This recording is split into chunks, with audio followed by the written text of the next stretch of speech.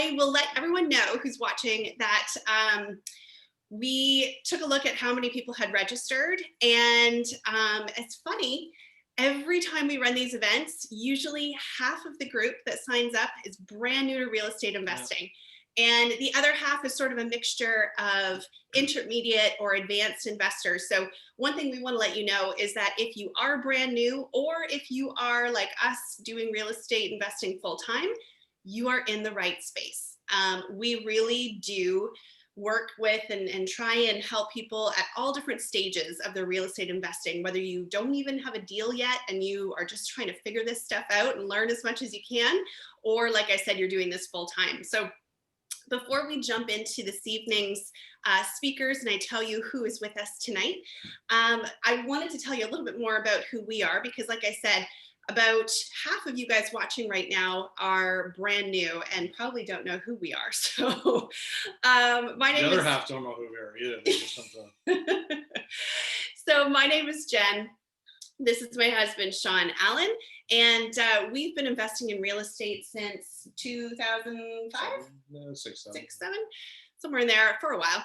And a few years ago, we created ONREIA because we're based out of the London area, and we didn't really see anything in our area that brought in guest speakers who were local investors, people who are doing this, they're out in the field, they're not just talking about it, they're actually doing it themselves and are willing to share their knowledge with other investors. So like I said, a couple years ago, we started our first event in London, and we've been doing it ever since. The main pillars of ONREIA, what we'd like to talk about is education. You know, we want to share as much as we know with you and help you get started, right? That being said, do your due diligence. We don't want you to take everything we say and just run out and come back to us and say, wait a minute. But we are here to help. We want to just share what we know.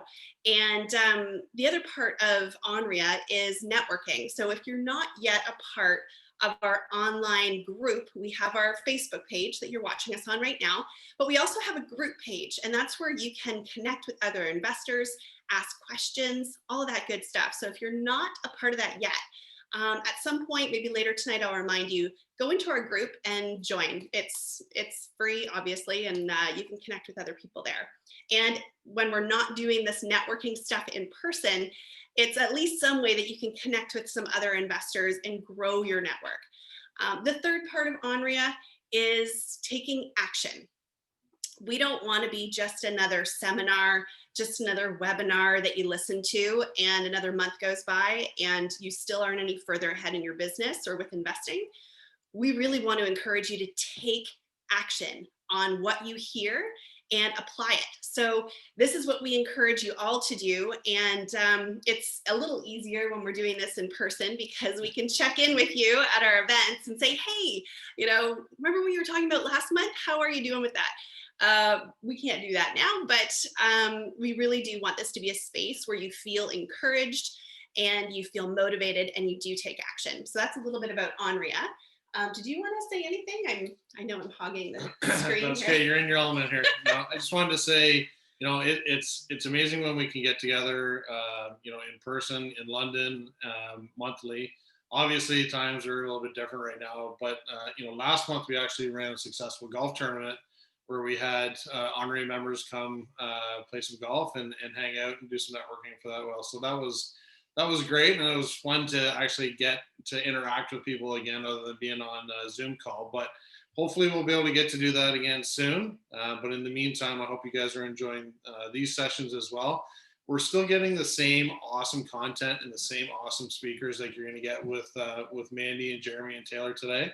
But obviously just in a little bit different scenario, and you're sitting at home in the comfort of your own home. But if you guys, it's easier to connect when we're one-on-one, but if you have anything you want to talk to us about anything, feel free, please, to DM us or send us a message anyway, and we'll try and get in touch with you.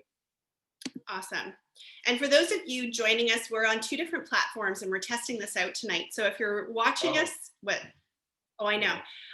If you're watching us on Facebook, I'll let you know that's the only thing I can see right now. I can't see our Zoom chat. So if you're sending in a thing, I'm going to try and kind of go in the background here while our speakers are talking, but if you are messaging or saying anything in the chat, just hang tight and I'll get with you as soon as I can. Okay, so to give you an idea, where are we at here for time? We are, just 7:05, perfect. So we're gonna get started this evening, and our first guest I'm really excited to bring on. We have Jeremy Ivany and Taylor Seers. And these two people, we met you, about 18 months ago or so. I remember seeing you guys at OREC, which is the Ontario Real Estate Conference. Actually, I think, Jeremy, didn't you win something from our booth there? Yes, I did. I thought so. And that was kind of how, like, our first interaction, or one of the first interactions.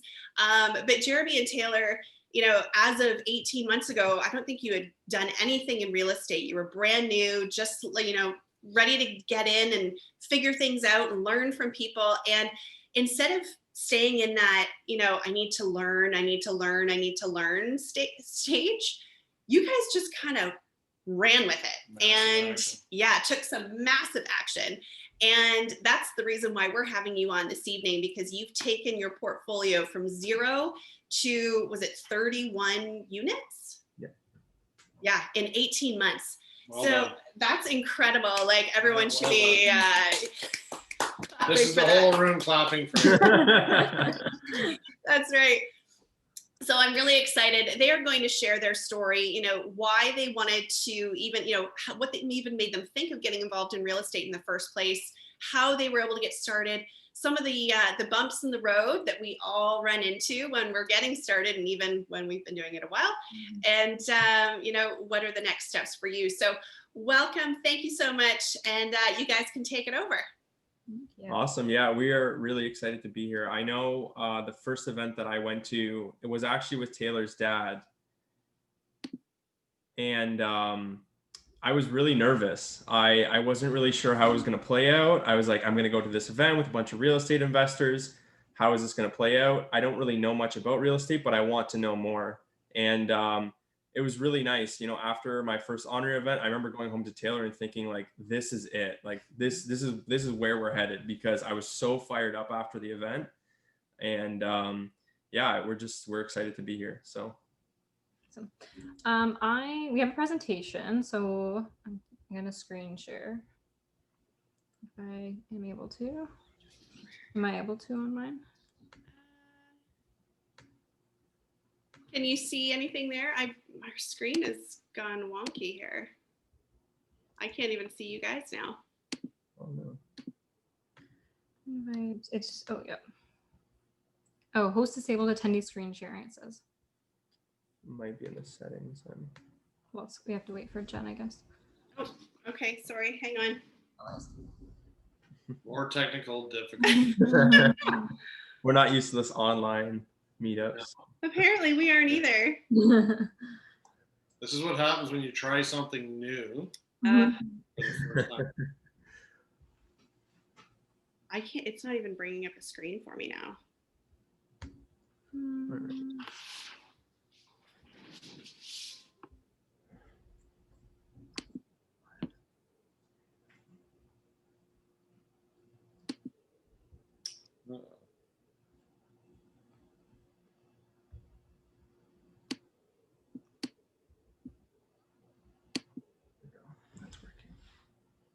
What's this? Look now. Yeah, sorry. I'm trying to pull it up on multiple screens now here. Okay. I think that's making Mandy the host. I've lost you guys. Mandy, I'm going to make you the host. Maybe you can help them out. Can you do that for me? Oh, no. It still says for me, host disabled participant screen sharing. So if you go into screen share, if you right click on it, you should be down at the bottom. There you go. You're in practice session. Attendees cannot join until you start the webinar. Start webinar. Can I push You haven't started? No. Oh. That's true. Oh, the webinar is now live. Uh-oh. So we were recording on Facebook and recording, but I don't think anybody was in. Yeah, now we have Yeah. 11. Oh yeah, that's definitely, so definitely just didn't start. Yeah. We're all learning. We're all in this together. There. Try sharing your screen now. Yeah, it's like everyone's joining now. Yeah, I Can can. you share? Did Can you you want? share your screen? I can. Did you want me to do it, or do we want to? You want to introduce anything again, Jen, or just keep going? No, let's just go. Okay. Yeah, we'll mesh it all together at the end. Yeah, this is lovely. So for those that I know how to do it, but those that just came on, I guess we weren't live on Zoom, but we're live on Facebook, and now we're live everywhere. So live on Instagram. Wonderful. Oh, thank goodness. Live on Instagram. We're live on Facebook. We're live on everywhere. So okay. slowly loading. Well, okay. So we are in Mount Bridges. We don't have fiber internet, so hopefully we don't glitch out. We also have a beagle, so you might hear some howling at some points. All right. So yeah, we're, like I said, me and Taylor, we're very excited to be here. About 18 months ago, I attended my first ONREIA event. And after that, we were instantly hooked. So, 18 months ago, we didn't really know much about real estate. We were just looking to get into it. I wanted financial independence for both myself and my family. And I really thought that real estate was the vehicle for that. And, fast forwarding from then and now, we've grown our portfolio from basically 0 to 31 units across 12 different buildings. And we're continuing to purchase very aggressively, actually. So, like I said, super excited to be here. So yeah, who are we? I'm Jeremy Ivany. I 24 years old. I went from being a fully licensed electrician to full-time real estate investor. Now day to day, I do renovations across all of our properties, do day-to-day management, day-to-day, just dealing with tenants, all that sort of thing. So, and then Taylor. Yeah, so I have been in school this whole time that we've been investing. So I was at Western for 4 years, doing psych and childhood and social institutions. And now I'm at Fanshawe, still finishing my program, but I also am working as a DSW. So kind of in between that, I've been helping with property management and behind the scenes, and both our names are on everything. And we're just continuing to purchase, originally using Jeremy's main income to qualify, and now trying to focus more on mine. As well as using different strategies. Yeah, for sure. Yeah, so first house, about 3 years ago, Taylor and myself, we purchased our first primary residence after looking on the market for probably a year. We came across this single family house.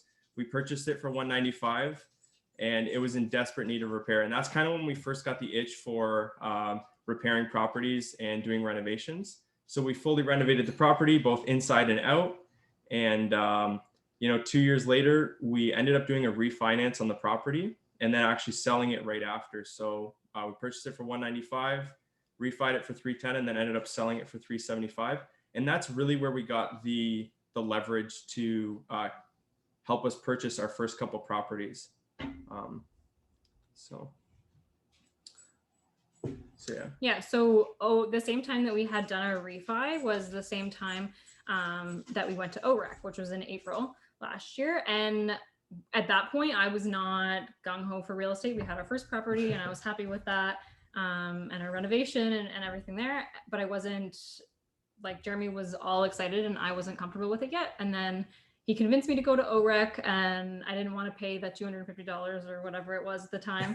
And I went, and that really changed it for me. I saw I just saw everything and realized that it was a good opportunity. And then we kind of went from there. This was the really big turning point for us, because for a couple months prior to OREC 2019, I was listening to Bigger Pockets. I had just started going to real estate meetups, and I was super excited. I saw so much potential, but Taylor didn't see it, and I don't blame her. It's definitely, as a real estate investors, we've all experienced this, from asking money from our family and them not trusting real estate. And it was kind of the same with Taylor. She didn't see the potential. And so I remember us having, I wouldn't say that it's the potential. I was more like risk adverse. Yeah. And it was more scary. And I remember us talking about like the tickets were $250, and I was like, please, we need to go to this event, because this was right after I went to my first ONREIA event, and I was like, Taylor, this is it, we have to go. So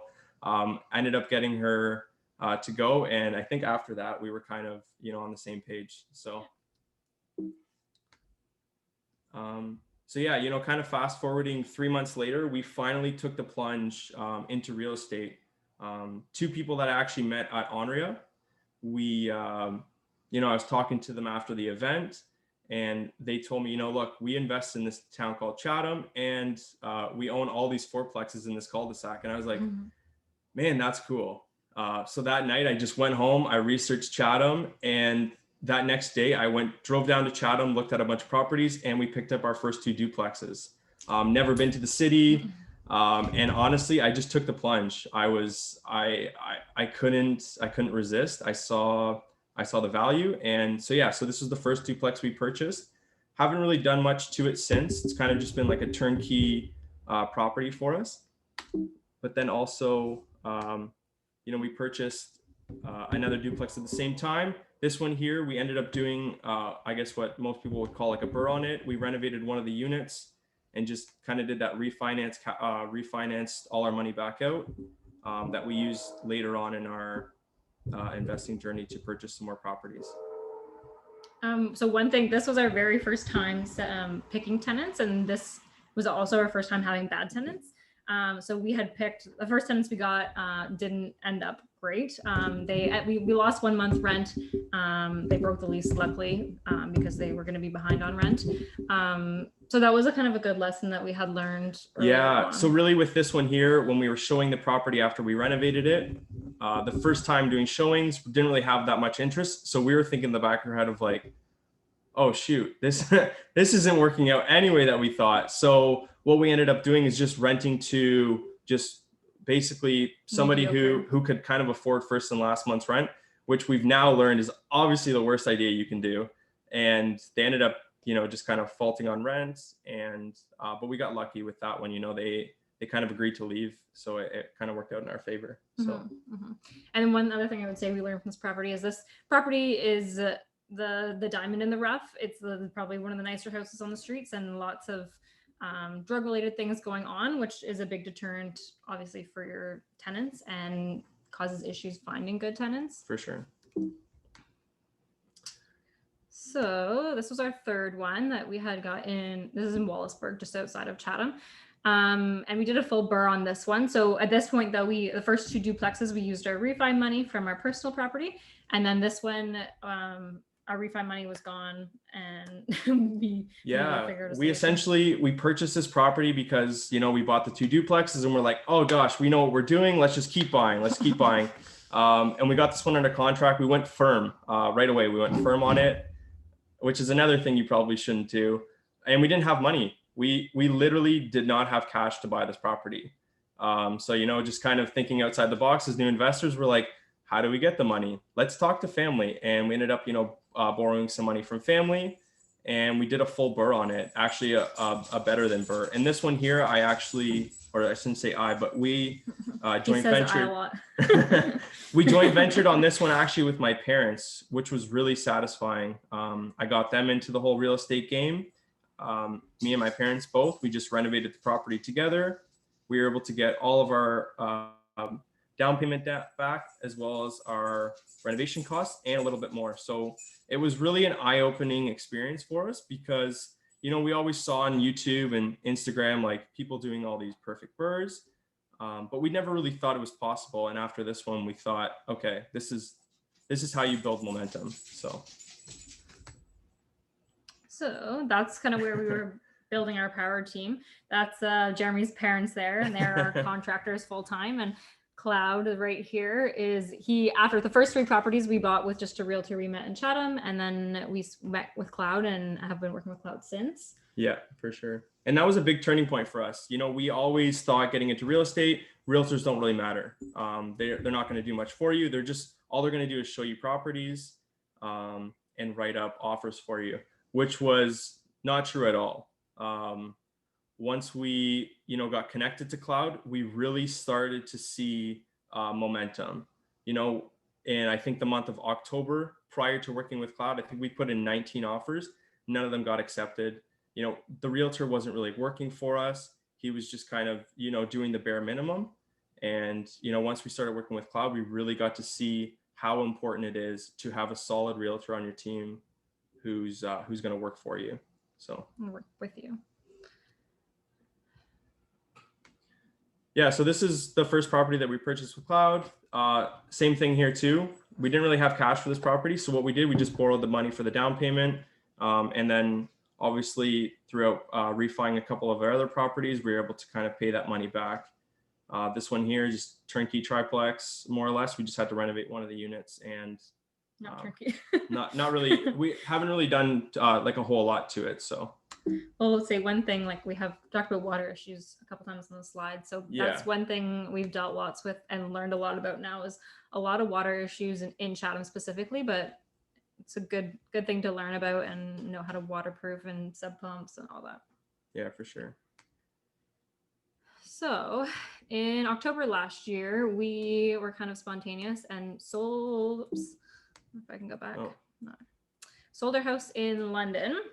And moved out to Mount Bridges where we are now. And this property has a little house. The little yellow house here is the little house that's how we call it, is in our backyard. And that's now we're house hacking. So our original plan was to set up an Airbnb, so we renovated the little house, set up an Airbnb, and then COVID happened. So we actually had a really good transition where we had an Airbnb guest ask to rent the place long-term, the same time that everyone was freaking out. So she is still here right now, but she's actually moving out. And we were kind of actually lucky again where somebody that we knew, somebody short-term, who would normally go away to Florida and has nowhere to go for that time period, and is going to do another kind of like medium-term rental. For sure. And in the meantime, we have that on Airbnb in between, and it's working really well. Yeah, it was like our first experience with Airbnb, and well, say house hacking also allowed Jeremy to quit his job, or not quit, but like get laid off and go into real estate more. If we weren't house hacking right now, we would need that second income more so, right? For sure. Yeah. So this is where it kind of gets interesting, and where we really started to see momentum in our business was actually when COVID began. So in this picture here is Taylor on the left. We are looking at houses with face masks, which I'm sure we've all dealt with. And on the right is one of our business partners, James, and our realtor, Cloud, looking at a house as well with face masks. So when COVID kind of hit, we really went on a buying spree. This is kind of pre-shutdown. There was a week or 2 weeks, I should say, where we basically picked up 4 properties. And then COVID happened, things started to shut down, and our family started to become worried. I know Taylor's dad reached out to us and he said, look, guys, I understand what you guys are doing, but I think you should be careful. And for someone like me, I really like to be ambitious. I like to work through things. So I kind of brushed it back. And so me and James actually had a conversation, and we were talking about this, right? Are we thinking maybe too spontaneous? Should we maybe, just forego some of these offers that we've put in, just kind of forget about the deposits and just stay on the safe side? And one thing that he pointed out to me that we talked about was, there's a lot of people that aren't really willing to put in the work. And for people that are willing to put in the work, you can oftentimes overcome a lot of barriers that other people aren't willing to overcome. And that was really big for us. So, we went ahead with all the offers. We forgot about what, our family was suggesting to us and some of our friends. And we just went for it. So. So this one, we closed on this in April. We were supposed to close a little bit later, but we knew Jeremy was going to get laid off because of COVID. So we pushed the closing up a little bit, and then we purchased this duplex. Yeah. I foresaw myself getting laid off with work, and I remember actually talking to Kellen and just kind of brainstorming some ideas with him, because we purchased it in April, but it wasn't closing till June. And I remember saying to Kellen, hey, what do you think? Like, I've got the commitment letter already, but do you think if I close in June, that they're going to ask for, updated pay stubs, updated work letters? And, Kellen was like, that kind of makes sense, man. So I just reached out to our realtor and I said, look, can we just close on this next week? I don't want to miss out on this property. It's going to come completely vacant. We bought it at a really good price, and we ended up just closing the following Monday. It was like 2.5 months earlier than we were supposed to. But it was vacant, so and it turned out I did get laid off. So I'm not really sure how it would have played out, but all in all, it was, it's just, when things happen, you just have to adapt and replan your route is basically all it is. Mm-hmm. Well, I was going to finish this one. We renovated both units up and down, and they're both rented. But I would say one of the things that we learned from this one is we bought all used appliances other than laundry. We thought we were like, oh, let's save some money here. And we've had issues with 3 out of 4 of the appliances already. So I think we were just going to buy new. Yeah. Learn and adapt. So a little bit after this, Jeremy, actually before this, I guess Jeremy had kind of encouraged me to reach out to Sarah Etter and do some coaching with her. And this is when it started, after April at some point. And I did 12 weeks with Sarah, and I really enjoyed it. And I think that kind of pushed us kind of into a different direction in our business. We've like got our business systematized and had, I guess we had more branding. Like we have our TJ real estate branding now, and people will refer to us as TJ, which is kind of weird. It became a lot more clear. So my idea behind getting Taylor to do coaching with Sarah was although she was on board, I wanted her to become, more involved in the business. And I saw that, if Taylor could have coaching from a female, that she could get on kind of the same page with them. And, and I was really impressed with what Sarah's been doing. So, and I think it really did help you as well. I think it helped us as a business tremendously. And then it kind of put our focus in a different direction. So we got some off-market deals from that. We had a more focus on JV, and our path kind of changed a little bit. Yeah, so this was the first property that we purchased with joint ventures, and it turned out to be an absolute nightmare. Not the Jews. Upon purchasing it, about 2 weeks later, we had a fire in one of the units. One of the tenants opted to go and get groceries instead of turning his stove off. So with oil. Yeah, so we figured that out, and then as well, we had another tenant in the building who was consistently having overdoses in his unit, people dying, people doing a lot of through traffic, and then we had another tenant leave because he was fed up with all the chaos going on around the property. Fast forwarding kind of 4 months after, we actually just got the tenants out, both of the tenants out last week. Just kind of doing the traditional cash for key model. And, throughout the whole process, I never thought it was going to end. I thought, and it's just kind of like a lot of problems that we've had in real estate. There's been a lot of times where I'm thinking, there's no way this is going to end. Like, I can't see the light at the end of the tunnel. But you just got to be persistent. And that's all I was doing with these tenants. I shouldn't say but me and Taylor, we're just persistent with them. This is how it's going to be. Take it or leave it was kind of the end model that we did. Yeah. That was not the full strategy, because we built relationships with the tenants and with their workers. For sure. Offered them help and whatnot also. Here's some pictures. Yeah, so this is me breaking into the unit. Firefighters there, the kitchen that was burnt. We learned a lot, for sure. We definitely learned a lot with this one. So yeah. And everything's really stressful in the moment, and then you get over it and you're like, oh, I could have another fire, or you could get over, you could do it again, right? Yeah, it's just in your tool belt now. So yeah, like these are just pictures of kind of how the unit was left. It's kind of things that I never really foresaw myself getting into, right? You always see these people with trash units, and I can see Jen's So it was an interesting little game that we played with them, but all in all, we got the tenants out, and things are looking up. So this is the next fourplex that we purchased. This was actually our first property that we purchased off market, and really cool opportunity that we were given. You know, this property was in desperate need of repairs, both inside and outside. So we took over the property, did a full makeover on the outside, and renovated one of the units. And this was like our first time kind of doing like some sort of creative financing. The seller actually needed a little money up front, which is why he wanted to sell.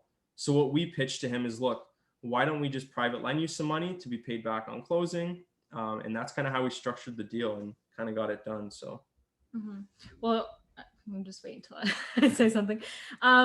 This is one also that we couldn't, it was with a JV partner, and our JV couldn't get financing because one of the units was under construction.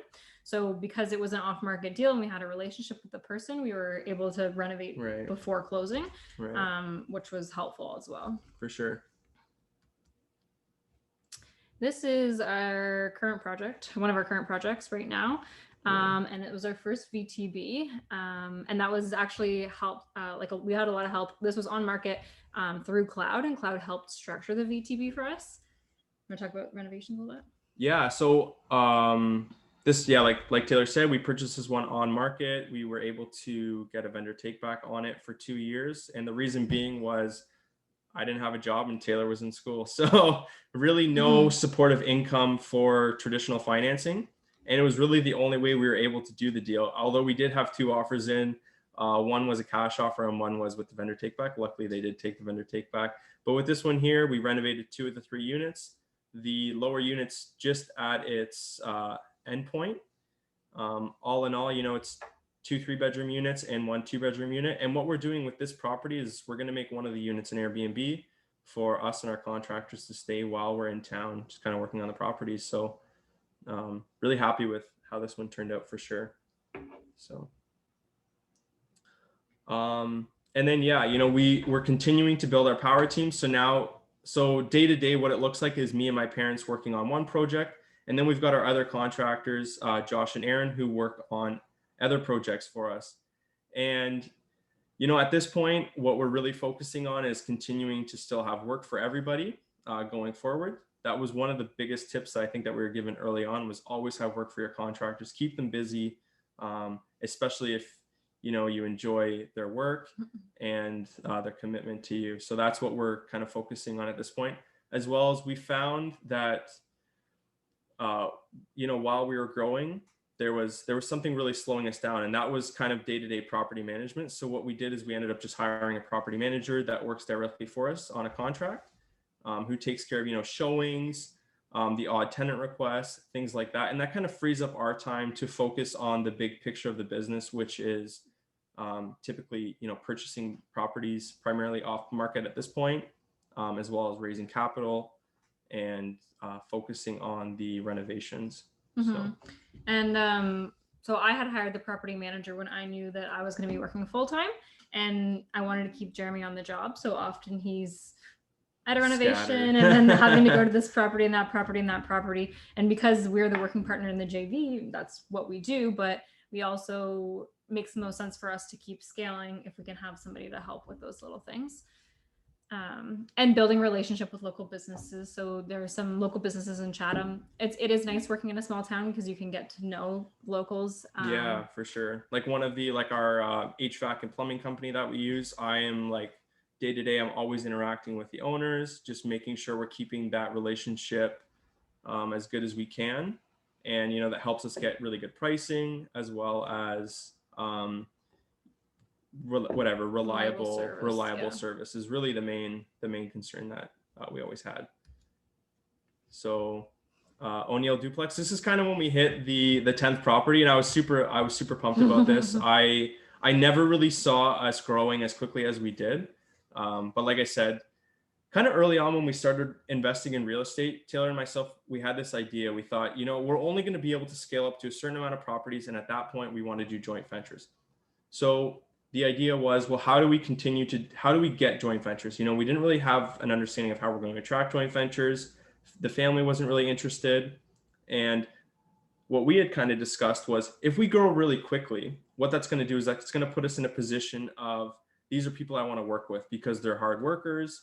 They're They're persistent, and that worked out for us. So, we're always posting on social media, showing what we're doing, and it's really turned around in our favor, right? People are constantly reaching out to us, wanting to do deals with us, wanting to lend us money. And, after we closed on this one, I was really excited.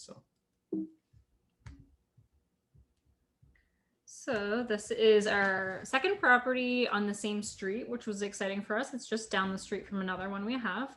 And we had 2 vacant units, which were just an easy paint and repair a little bit. And then we rented them both out pretty quickly. And that was the first time our property manager did showings for us, and we kind of got him more introduced into our properties. Yeah. So the cool thing with this is we got commercial financing on this one through one of our joint ventures. So it's all done off of a cap rate. So the idea with this property is, over the next 2 years, minimize expenses and raise income. So even, doing little things like we've rented the garage out, we've added coin-op laundry to the property, which already has increased the rents by $500 a month. JV partner's happy, and we're happy as well with this one. So. Yeah, so this is our latest acquisition. This is a triplex, actually next door to one of our duplexes. So we were super pumped about that one, and got it for a really cheap price. It was actually the cheapest triplex that sold in the last 180 days. So really pumped about that one. With this one here, kind of game plan is just, year over year, just improving rents. As turnovers happen, obviously raising rents significantly at that point, and minimizing costs. So this is another one that's done with our joint ventures. So. We had between when we got under contract and closing, we had a tenant move out. So we got vacant possession on one of the units for the unit that had the highest rent. So it's not ideal, but it's also we like vacant units. We like to be able to fix them up and rent them out. But it's more tricky when you have a JV to say, hey, now this is happening, and now you need a little bit extra more capital. So that's something to maybe be aware of when you're going into joint ventures, that we're buying it with tenants, but it might not actually have tenants on closing. Yeah, well, I guess just being creative too. So what we did on this property is we did a purchase plus improvement, and the reason we did that is there was a little bit of exterior work that we wanted to do, and with us being the contractors, there's ways that you can work around it in your favor for sure to help minimize the money into the property. So yeah, what's next for us? We just got another 2 properties under contract as of last week. So that's going to bring us to 14. And both of those private sellers that we're working with collectively have about 14 properties total that we are actively looking at acquiring as well from them. One of the properties that we purchased, another vendor take back. That's kind of the strategy that we're trying to push, is more vendor take back, so we can keep stuff more personally instead of doing joint ventures. While although joint ventures are unique and they do offer some sort of opportunity to help grow quicker, there is the opportunity as well with what we have going on, where we can, start purchasing things through vendor takebacks, as long as we're structuring them correctly to help us keep things as much as possible. So yeah, just trying to keep things in the upward trajectory. The idea was to be around 100 units by next year. That's kind of the main goal that we have in mind at this point. So, we have different goals. So always pushing. So. I've got some questions here too. When you guys are done, just let us know. Yeah, go for the questions now. Rasna, here. Rasna, do you want to ask your question? Did I allow her to talk? I allowed her to talk. We see her. There's Rasta. Rasta unmute. Oh no, you see me. Oh my God. No, we just see your name. Okay. Can you hear me? Yep. Okay. So congrats guys. You're doing so well, and you shared a lot of good information. Thanks for that. I love that you're doing multis as well, and you're doing it through JVs. I was just wondering if possible, can you share some numbers so that, we can get an idea of, purchase and reno and the ARV it gets refinanced at for the BRRRR? Yeah. We can. I guess we can share Gray Street because we did post about it. Just like maybe the last two, I'm just Yeah. trying. So Jeremy will share. We had talked beforehand. So more recently, we kind of transitioned into not focusing on numbers on social media and on lives and stuff like that because we have tenants that watch. So yeah. We can Jeremy can share, but we also work with their workers, and we just like the idea of making it professional that way. But Jeremy can share one, but that's kind of where you see on our social media. To touch on Taylor, like the last couple properties we purchased off market, we really like to tell the sellers, like, look, go on our Facebook page, go on our website, go on our Instagram, check out what we're doing. And the whole idea is to kind of, we want to produce products that are like, hey, look at this wonderful unit we've created, and really shy away from look at the amount of money we're making. But one of the deals that we did post on social media that I don't mind sharing is the second duplex that we purchased. We purchased it for $132,000 last June. We ended up doing $20,000 in renovations. So all in, let's say 160. And then about 4 or 5 months later, I want to say we refied it. The appraisal value was 195. So we're leaving a little bit of money in the property. And no, that's great. If we're talking rents on the property, we're about 920 plus hydro and 975 plus hydro. Those are typical deals. Yeah, and if anybody wants, we can send out. We have a Google Drive with the properties, and we can show the numbers and that to anybody's interested. No, that's great. It's just that we're all from different parts of either the country or the province, so it's great to know the numbers because they're very different up here in Ottawa. I mean, I'll take 10 of those what you have there. But no, that's awesome. That's really good to know. Thanks for sharing. There's another question here from an anonymous attendee. It said, stuck in a situation where I need more salary to be approved for mortgages. Just sold my first property, have nearly 100,000 to work with. Is there a way around this? Is it just a matter of approaching investors for more capital? How do you recommend approaching investors as someone newer to the industry? I would say first, like for your mortgage broker, maybe talk to more mortgage brokers. The first one may not unlikely to give you the answer you want, and you have different options for different type of lenders, or getting private financing or doing VTBs. I would just say don't get stuck with just the bank telling you no. You have a lot of different options, and just maybe explore them all. Yeah, for sure. Like we're even in a situation now where Taylor's the only one showing income, and we're at a point where there are some lenders who are saying or who are verbally saying yes to us on the phone for incoming deals that require financing. So I think the answer to that would be you're just not talking to the right people, or maybe you're not talking to enough people. And I know for myself, I know even Kellen was sharing on Instagram the other day, he doesn't have any job. And, there's credit unions out there that they're investor friendly, and as well as there's mix, things like that. So I wouldn't be so hard pressed to, always want to go after maybe the traditional financing. Maybe you're in a situation where you need to leverage, vendor takebacks and things like that and structure things creatively. So there's another question here. Where do you find are good locations to look at for well-priced multiplexes that have the best opportunities to burr? I think the answer is kind of anywhere, right? Like we're all from different parts of the province, and it seems like we're all at a point where we can say we're somewhat successful. So to say there's a certain area would be, I think, wrong, right? It's what are you comfortable with? Taylor and myself, we have properties in war zones that do tremendous on paper, and we have properties in really good areas that do very well. So I think it's how bad are you willing to make something work? And I think it really just comes down to price and ARV, right? If you're talking about a good deal. Yeah, and I would recommend, like, we niched down in one place, and I think that was very helpful for us.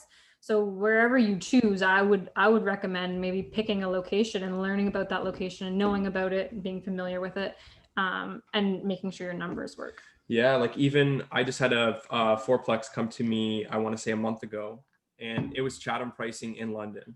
That was what it was. And I said, I can't do it.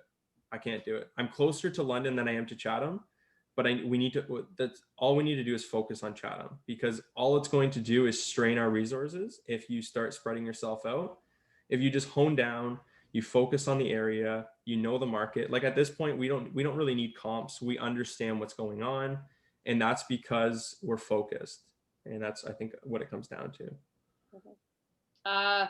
When does the bank start charging commercial rates as opposed to residential? Oh, no. I don't think we can answer that. Okay. And then there is one more. Just give me 1 second here. Did you make a profit after how many houses? Asks Carla.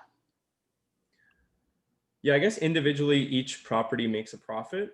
Although we're doing so many renovations, it's really hard. I think we can all kind of be on the same page with this. We're at a point where we're so much money is going out through renovations on improving other properties that is really hard to realize some sort of profit, I think, at this point, right? Because we're in a state of growth, and with growth, we're reinvesting as much as we can. So yeah, like we aren't using any of our cash flow. We have that actually saved in a separate bank account. So eventually that'll show up as a profit to us. Right now it's more like long-term wealth, your net worth, and growing that way. If we stop doing renovations, maybe our accounts would accumulate a little longer. But yeah, it's more long-term wealth, and we're sustainable on our current income. So that's just kind of like a backup fund in case we need it. Good. Okay. I think we are all done. Thank you guys. Awesome. Yeah. Thanks a lot, guys. Appreciate it. Fantastic. Actually, we had one more question just come in from a Facebook, actually, on our live here. It says, hey, Jeremy, any tips on how you were able to attract multiple passive JV partners in a short period of time? I think you might have touched on that earlier, but perhaps, who's this? Moad didn't see that part. For myself, I like to share everything I'm doing in terms of real estate. And this kind of goes back to why we don't share numbers. I like to just be transparent and, just show this is what I'm providing. This is why I'm providing it. This is why we're doing certain renovations. I'm just out there. I just put myself out there. Like I said, when I went to my first ONREIA event, I was scared to talk to any real estate investor. At this point, I'm like, if you invest in real estate, I want to know you. I want to know what you do. And it was same as Mandy. I came across Mandy's profile on Instagram like 5 months ago, and she popped up as the JV queen. And I instantly messaged her, Mandy, we need to jump on a call like tomorrow or even yesterday, because I want to know what you're doing and I want to figure it out. So I think putting yourself out there and being transparent, being somebody that people want to work with. Like for Taylor and myself, and this is same with private deals as well. We always tell people, look at what we're doing. Go on our Facebook page, go on our website, go on our Instagram. You're going to see that what I'm telling you is what we're actually doing. And I think a lot of people can resonate that, and they can trust putting their money and investing their money with you, I think is. And a lot of our JVs came through social media, even like private financing and stuff like that is through social media, or them just seeing you and trusting you and kind of like building a relationship over the internet is a great way to do it. Yeah, like it's almost at a point now where I had like 3 calls today with potential joint ventures. They're always coming in, and at this point it's figuring out who are the people that we actually want to continue working with, because there's this model where you can do a ton of joint ventures with a lot of different people, which I'm sure Mandy might touch on tonight. But our model is more, we want to eventually kind of retire from the whole growing the real estate portfolio. And with that being said, probably don't want a lot of different partners. So it's at this point just kind of figuring out, who are people that we want to work with. There's lots of different strategies. Yeah, for sure. Awesome. Amazing. Awesome. Well, there's a few things that stuck out for me that you guys were saying. And I don't know, Shawn, maybe you want to speak up too, because we are both thoroughly impressed with what you just showed us and what you've done in the last 18 months. Yeah, we were talking about massive action. Like that is taking massive action. That many properties, that many apartments in that small time period is amazing. Unbelievable. And I'm glad it started at ONREIA. That's great. Well, and the other thing that stuck out to me is 2 things, actually. One was you had a vision. You knew kind of where you wanted to be. You might not have known how you were going to get there, but you had that end vision of this is what we want to do. We want to grow quickly because we're going to then attract those money partners that we're looking for, right? We want to show our drive. We want to show our ambition. But the other thing was, how many properties did you say that you bought and you didn't have the money? And then you were like, yeah, we got to find the money for this. So I think that's a really important point, especially for people who are maybe feeling stuck. Perhaps they're a newer investor and they're sort of like, okay, I don't know how to grow, or do I need to get all the money first and then find the deal? In our experience, and it sounds like your experience as well, it's been very much find the deal and then find the money. Do you want to speak more to that? Yeah, for sure. I mean, we just like I said, we just locked up 2 other deals last week, and to be completely honest, we don't really have all the money for it. And it's just put yourself in that situation, and if you're passionate enough and if you want it bad enough, you're going to figure it out. And to answer your question, we stopped having money at the second property, and it's, there's always been that refi, but when I think we all know when that refi comes in, there's a lot of things to pay back, right? So the money's gone quickly, and you get to a point where you're like, I can't stop now. I have to keep going. Like, there's all these good deals out. I don't want to wholesale them. I need to keep these things because there's long-term wealth in that. So just figuring it out, I think, is what it is. Yeah. I'm like bursting at the seams here. You guys. Sorry, can you stop your screen share? Yeah, I think they have to. Perfect. So go ahead, Mandy. Sorry, I didn't mean to cut you off there. No, I don't know if it's popping over yet or not, but I am bursting at the seams. You guys have so many cool things going on that I would take away from what you said.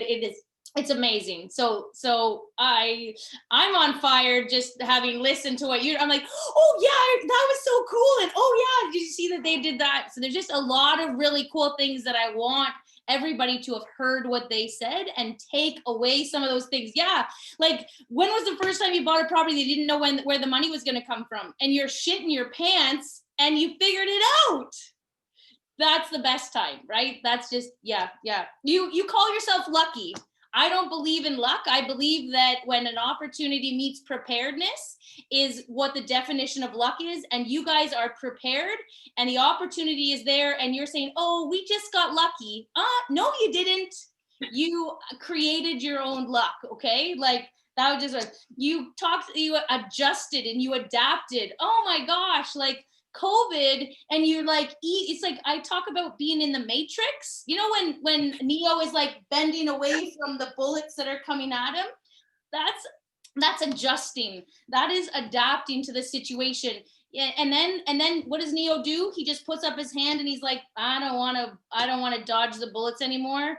I'm just gonna, make my own way. So that was a big one. Persistence is a big one. Here's the other one.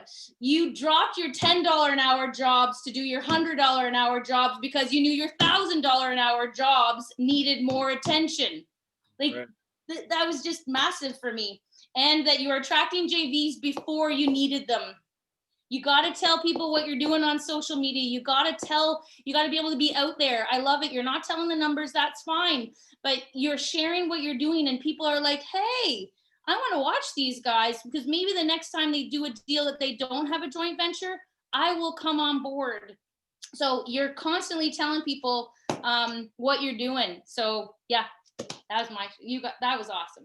Yep. Yeah. Fantastic. Well done, guys. You should be super proud. And we're excited to see you keep growing. What was it, 100 properties by next year? That's incredible. Yeah. 100 doors. 100 doors, sorry. 100 Yeah. properties. Well, hey, why not shoot for the moon? Come on. Fantastic. Well, thank you guys so much. I'm just going to take a selfie of all of us too. Absolutely. Do it. All right, cool. Awesome stuff. Wonderful. So Mandy, you're still the host, correct? I think so. Okay. Yep. You stay in that driver's seat. Mandy's just taking right over. This is now Mandy's show. Stop. Oh my goodness. So for those of you who, and first of all, I'm going to apologize to all of our participants listening or watching us over Zoom. you know, I guess me and technology, we're just not friends. It's just that's how it is. So combining doing something new. We're live on Facebook as well, along with having a new MacBook, which I've never had a Mac before. Oh, now we're making excuses. We're real estate investors. We're not Zoom people. We're not Zoom people, apparently. So for those of you, again, who, couldn't join right away on Zoom, my apologies. That's all me. And for those of you who are brand new to ONREIA and this is your first time joining us, it's not always like this. We just want to say thanks again for joining us, whether you're a brand new investor or you've been in this game for a while, or you haven't even gotten started yet, and this is your first time sitting down to learn about real estate. This is where you are meant to be. We are here to welcome you and really give you some knowledge. Everyone, all of our guests that we bring on to ONREIA are not just talking heads. We're not just people who talk about real estate but don't really do it. These are all people who are actively investing in the field in Ontario. Sometimes we have people from all over. Last month we had Bill Allen down in Nashville. But really everyone here is just here to share their knowledge and really encourage you.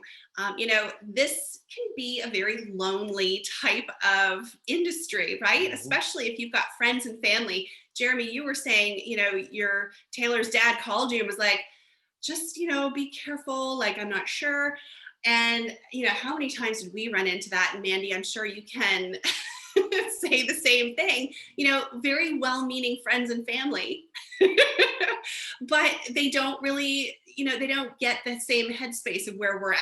So this is really a community we're trying to build here with ONREIA, where we get it, we understand you, we're here to encourage you and do what, we've all been doing really is taking that action. You have to take action every day. So that's a little bit, if anyone who missed the intro, there you go. That's a little bit about ONREIA and who we are and what we're doing here. And I'm excited to welcome our next speaker, who is much better on Zoom than I am.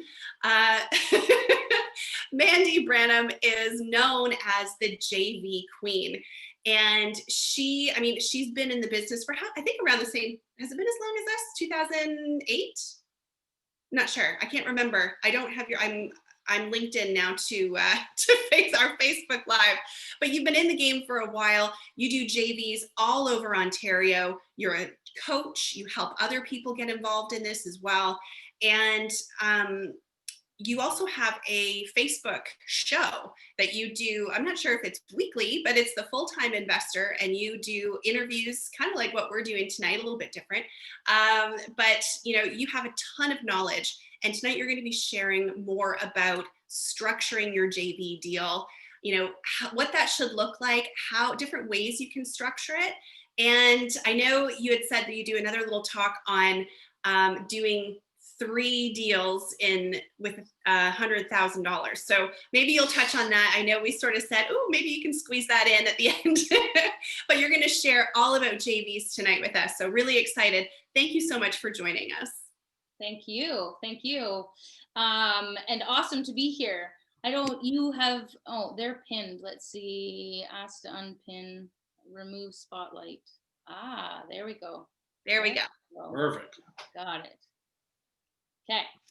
I'm grateful to be here, but I am grateful to have heard your story, Taylor and Jeremy, because it just reminds us as to why we're doing what we're doing, and that little bit of spark that on the hard days, on the days that are like you just want to throw in your belt and say, that's it, I'm done, I can't get financing, the inspector won't pass, all this kind of stuff, and you're just remind how energetic you guys are and full of piss and vinegar. And so for that, thank you for being able to, relight in us what we've got, why we started this journey.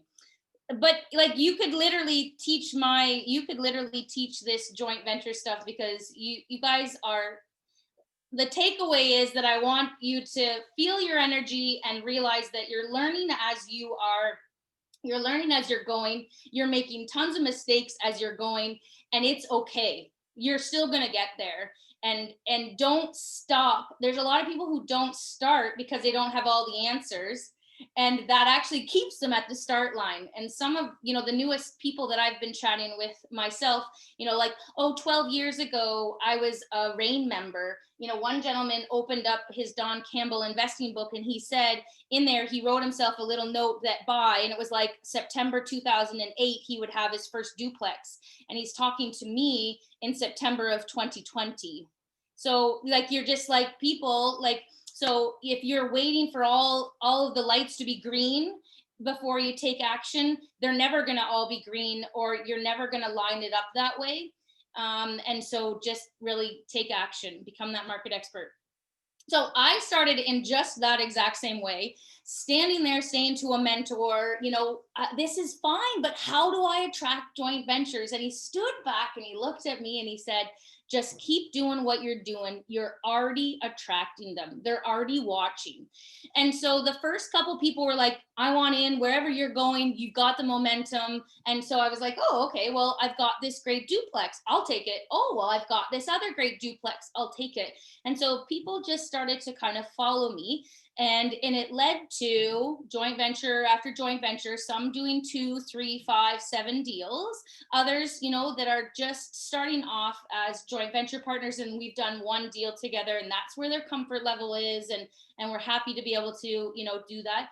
But people have watched us grow and watched, going from, I'll do the management for free, for me putting in a 5% management fee, and now the management fee is 10% to a company that I have a vested interest in.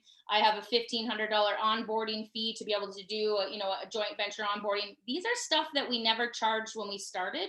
But as you grow, and Taylor, you talked about the systems that you're creating, you realize that people are attracted to the smooth system that you have to be able to say, yeah, I can take an underperforming duplex and I can turn it into this. And I'm not speculating, and I'm not, over adjusting what kind of renovations, or I know how much the renovations are going to cost because I just did it 3 or 4 times. So you will really start to feel the momentum as you go. And then you can start to ask, well, what are the variety of ways that you can split a joint venture deal? And that's what I want to talk about. That's kind of where we went tonight, to be able to say, like, how do I split a joint venture deal? Okay.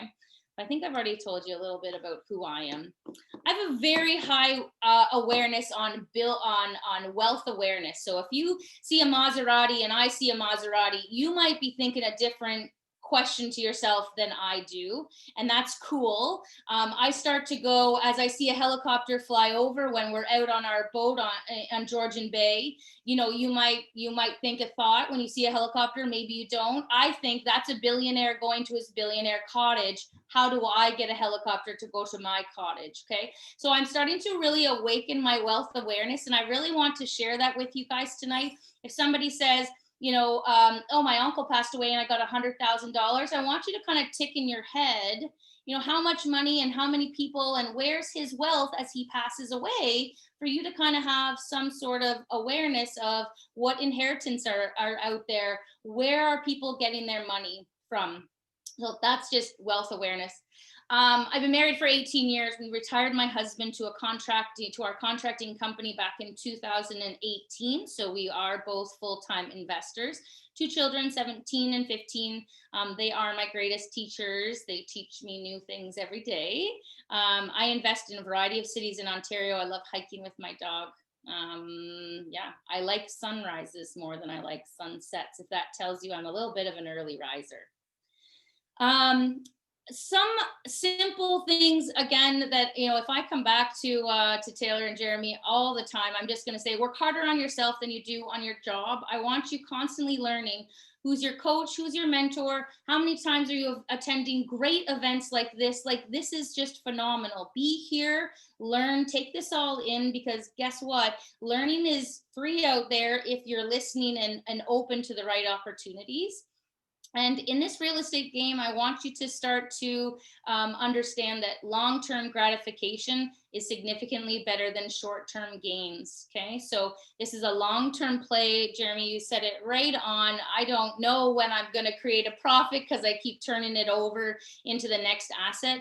And you're going to find a point in time when you're going to be asset rich and cash broke. But oh my gosh, like the next 10 years, you're going to be genius. You just don't necessarily drive a car that looks like a genius today, okay? But you will grow into it. So just acknowledge it's a long-term game, long-term gains, and you're gonna, do fine. And don't lose money. So what is a joint venture and who needs one? Who needs a joint venture? I want you to be asking yourself those questions. Do I need a joint venture? Have I been looking for properties for 6 months and I haven't found anything? Am I making excuses? Is my wife holding me back, kind of like a gas pedal and a brake? What am I looking for in a joint venture deal? Am I looking for cash flow? Am I looking for, passive income? Do I not have the time, but I have the money? What are you looking for in a joint venture deal? Where do I find one? Who even is offering joint venture deals? And, is this something I can look through a directory on, or where do I find one? And when do I need one? I've got a large portfolio. I'm a money lender.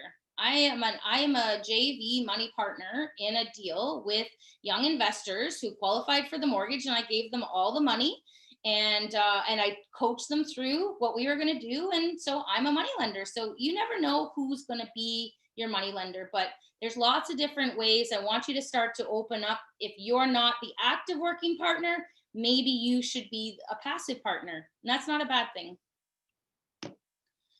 So high level, you might be asking, what do the partners do? Okay, somebody will say to me, what do I do for my 50%? So keeping in mind that I typically split most of my deals 50-50, okay?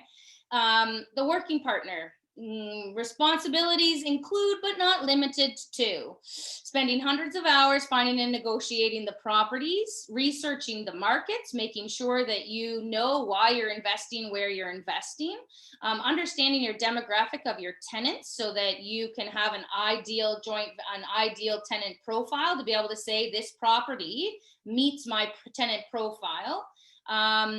Documents, coordinating lawyers, insurance brokers, mortgage brokers, real estate agents, name change amendments.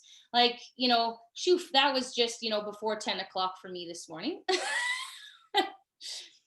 Creating the joint venture agreement. That is a valuable piece of valuable document that if your joint venture partner, if you as the working partner are providing it to a passive partner, that is a massive savings, a document that, the first time I asked the wrong lawyer, he said, oh, I could draft you something like that. And I thought, if you don't already have one, you're probably not the lawyer that I want doing one. So I stepped away from that gentleman and found one within my real estate industry and have tweaked that from now on, and it's not a problem. But that's a value for a working partner to bring to the table is a joint venture agreement. Management of the asset. I always say I'm keeping my finger on the pulse. I know when our duplex has gone up in value because I just bought 4 more that I wish they would have been at this price that we bought, but they're not. They're a little bit higher. So I'm being the asset manager, making sure that I'm always watching our property. Project management. Jeremy showed pictures of him and his teams on a front porch. You are managing these projects. You're not in another city managing these projects. You understand what's going on. You're the one there to solve the problem when Home Depot puts, I think this was the last one we had to deal with, 80 sheets of drywall outside the garage. And you're like, what are you doing? Why would you do that? The project manager steps in, finds a solution for this, figures out what's going to do. And if it's him that has to pick up and move 80 sheets of drywall, that's just what you do as a working partner. You just get shit done. Okay. Maybe that should be at the bottom of the slide here. Working partner just gets shit done. Okay. And that's kind of what as a passive partner, you're looking for somebody who, doesn't just say, I work 9 to 5 and this is something I do casually on the side. Yeah, no, probably not an active partner that I would be attracted to. I want somebody who's like roll up their sleeves, willing to do what it takes to the nth hour to be able to get you financing, to be able to get that property closed, to be able to get the renovations done, to deal with that headache tenant, you name it. You want somebody on your side that is a major problem solver and it's not going to stop until your property is looked after. Okay. And then on the other side, what does a passive partner do? They're responsible for the mortgage qualifications. Typically an A lender in my world. I don't partner with somebody who has to do private money lending, because if my partner has to do private money lending, I could do private money lending. So really, what's the need of a partner partnering for private money lending? Maybe there's scenarios, and there certainly have been in my world, where it's like shit show at closing. We end up closing with a B lender. It's just a cost to the joint venture, and then we convert to an A lender as the property says it's ready to convert to an A lender. So there's always those things. They bring in all the capital, all the down payment costs, renovation costs, and closing costs for that property. So if I give them a renovation budget of $40,000, that is what they're required to be able to bring in. In my joint venture agreement, I do have a 10% contingency. So potentially that partner might be required for $44,000. If I've really screwed up with my renovation costs or, something, then I am responsible for anything over that renovation and that contingency fund, which actually just realizes that I'm going to have some skin in the game as well. Okay. And if they decide to create a corporation to be able to hold their asset, that also would be a cost, and something that we would ask them to be able to do. So how do I split this? I believe that there are ways that we could split things 50-50, 60-40, 70-30, or 90-10 is kind of the way that it is. Now I'm going to be pretty clear. I have my share. Here's a little bit of a joke. I'll tell people that I'm willing to do a 60-40 split, but I'm not sure they're willing to give up that extra 10%. Okay, so majority of my deals are 50-50, but there certainly are times that these other scenarios might come into effect. And so here are a few things that you might be able to negotiate. So I want to just maybe set the stage a little bit about who you could be talking to. Maybe it's two brothers coming together. One's a contractor, one's a banker, and they're like, hey, let's work together. Okay, so you might have family members, and maybe you've got somebody who you're bringing some cash and they're bringing some cash, and you're both going to go on the mortgage, and you're hiring a contractor. Maybe you've got somebody who's like, oh my gosh, I've got $1 million and I don't want a mortgage, but I'll be the bank and give you some money. So I want you just to kind of think that there's lots of different ways for you to be able to ebb and flow the potential of a joint venture. Money more than two partners, and like a 50-50 split or a 60-40 gets really messy. Okay, so if you've got two brothers and that's no problem. Husband and wife and you want to have three people and just as long as you realize that there's really, no matter how many they have on this side, there's really only still two parties that are going to be involved in this. One that says, I bring the money, I bring the financing, and I'll do the work on this side. So it could still be a 50-50, right? So you just kind of sometimes it just gets messy and you have to go, wait a minute here. This is kind of far off of the typical. So maybe it's just too diluted. You could split equity, which means you buy a house for $100,000, the market goes up by $20,000, and you pay down $5,000 of your mortgage. You've got $25,000 worth of equity. Okay, so that's over and above the value of the asset and any mortgage pay down. Equity, you can split that. Splitting cash flow, monthly cash flow. You have your expenses, your income, your expenses, all those little expenses, and there's positive cash flow. Note to self, you should only be buying properties with a joint venture partner if there's positive cash flow. So that cash flow in my world gets split on a monthly basis, 50-50. Now, side note, I don't pay monthly cash flow. I calculate it monthly, but we really don't take cash flow monthly. We usually take it twice a year. Don't bother me for less than a $500, $1,000 check. So, you're kind of like, if you're waiting around for a $75 cash flow payment, you're probably not going to get it from me. Okay. Now that doesn't mean that it's not there and it's accumulating your bank account, but I just don't pay it monthly. Property management duties. That's a great thing to negotiate. Are you doing the property management? What's going on with that? Are we hiring a third-party company? Project management fees, maybe that's something that you offer to your joint venture partner to run a smooth job. Maybe there are, for the larger projects, there can be a project management fee, and that's fair because those big jobs are big jobs to be able to take on. How are you going to negotiate who pays for what? Cash injections. My example, a tree falls on the roof and there's a $10,000 repair. Who pays for that? How are we splitting that? And the term for the joint venture, is this a 2-year term? Is this a 5-year term, a 10-year term? I do not joint venture on flips. I don't. That's a lot of work. And so for me, if we're coming in to do a joint venture, then we're doing, minimum of I'll say 2 years is fine, 2 to 5 year joint venture. That's just a share. But when I share these things, I kind of want you to take it in. Maybe it's not sitting well with you because you want a joint venture on flips. That's cool. But I also just kind of want you to go, I wonder why she's saying that. And maybe just kind of think twice about it. Okay. Doesn't mean it's right or wrong. I ain't not right all the time. I'll tell you that.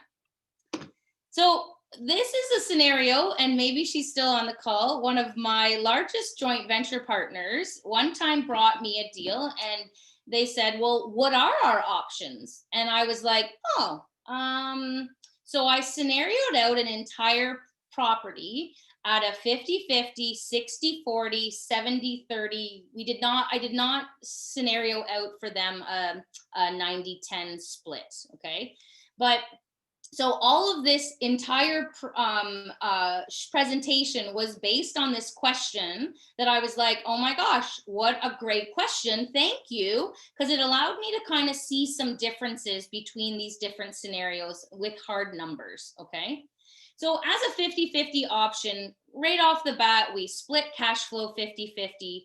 I charge property management fees of 5%, rents for 2 years. I don't know why I wrote for 2 years. Cash injections are split 50-50. And any equity over and above the original capital is split 50-50. Okay, pretty straightforward. The deal is 50-50.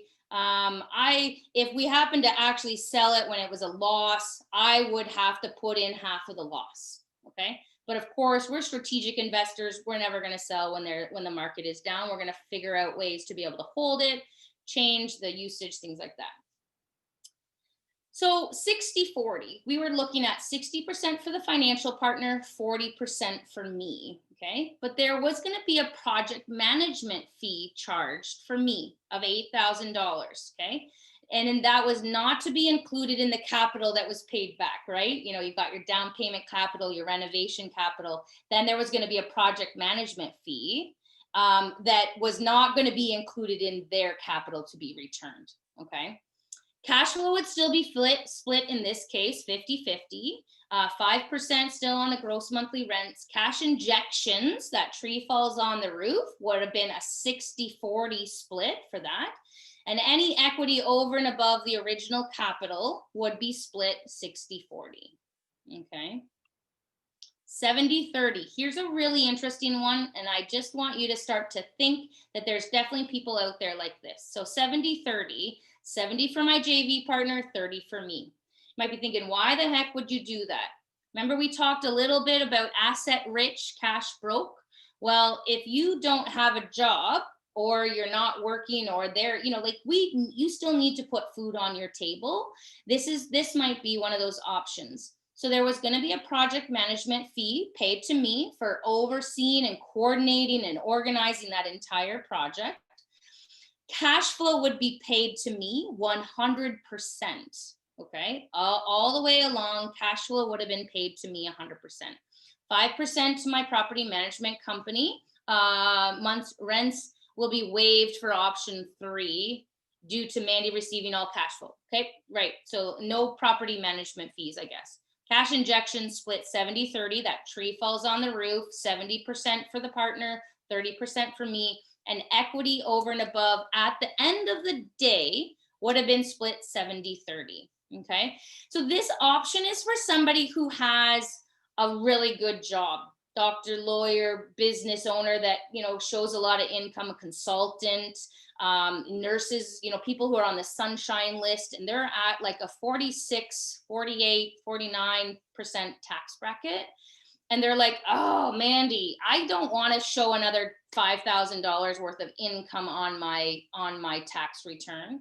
I don't want to incorporate, but I don't want the cash flow today. I'm not looking for cash flow for the next 5 years. You take all the cash flow, but at the end, when we go to sell this property, they're going to get a 70% of the equity, and I would only have 30%.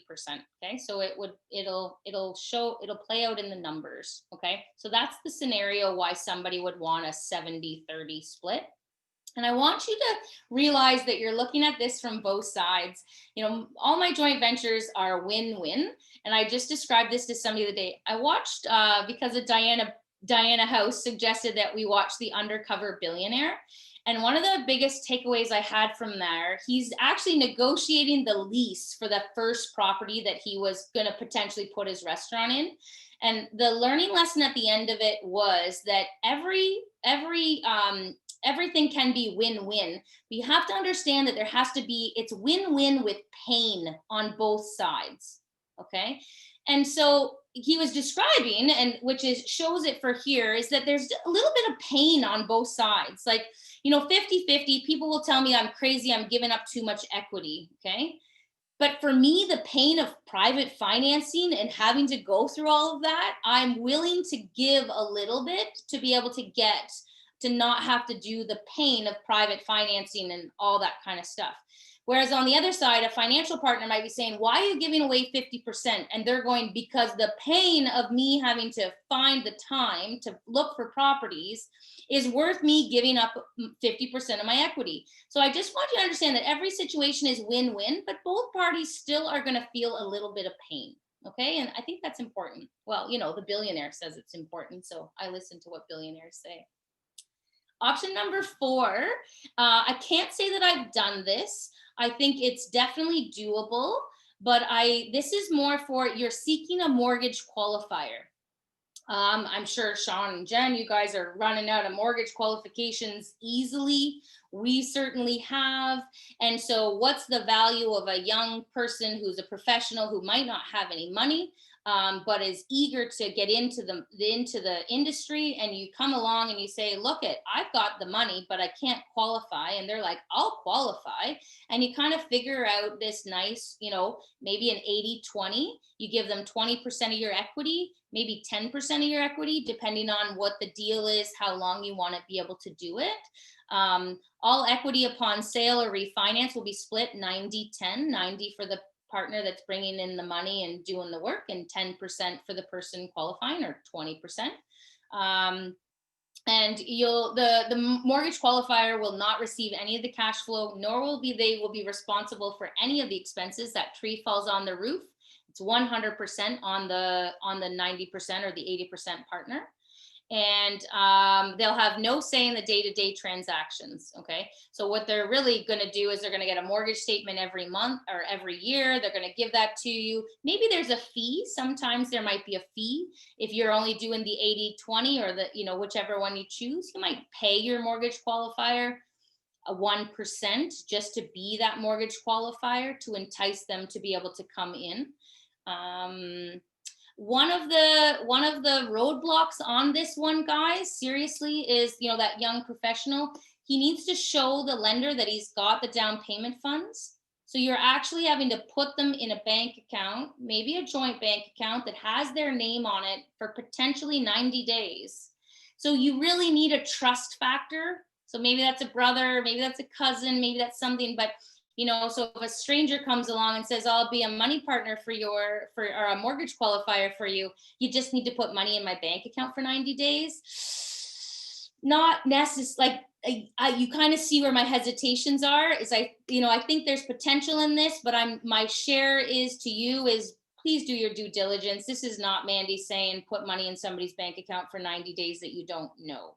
Okay. So just a few scenarios there, but it definitely can be.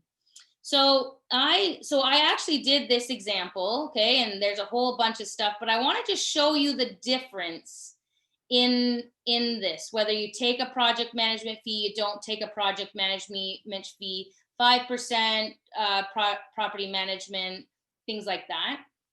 Okay, so in this case, in my summary, on a 50-50 JV, at the end of 5 years, both partners would have $144,000 worth of equity. Okay, so that this is JV and this is Mandy Branham. 60-40 was going to be 159,000 and I would have 129, but I would also have had $8,000 for a project management fee up front and splitting the cash flow still 50-50. Okay, and the 70-30 was 149 to 135. And we just kind of, so this was a great example. So I actually came out in this and I said, look, I'm happy to offer you a 50-50 or a 70-30, but I'm not interested in a 60-40 split because it just doesn't show me enough or be able to reward me enough for really what it is I'm going to be doing. So if you're a young working joint venture partner and you do need to have some cash flow to put food on your table, Mark Loeffler talks about that a lot. You need to look after yourself. You need to put food on your table. Then maybe the odd 70-30 split for you to find somebody who doesn't need the cash flow, but that doesn't mean that it's not there, right? Like you're kind of telling them that doesn't mean that that the property's not cash flowing and it's not a good property. It's cash flowing. It's just coming in my pocket. And at the end of this deal, you're going to have a significantly larger percentage of equity than me, but that's okay because I've gotten a significant drip along the way of cash flow and stuff. Okay. And that's it. I probably talked really fast, didn't I? But yeah. That's awesome, Mandy. That was a lot. That was a lot of information, but a lot of great information. Yeah, absolutely. Especially for those who just always assumed that if you had a JV partner, it was going to be 50-50 no matter what. This was awesome to break it down in different ways and when and why you might want to do that. I think you said it earlier, Mandy, but what is your, like when you do a lot of them, obviously, is it typical for you to do 50-50 or what's your usual?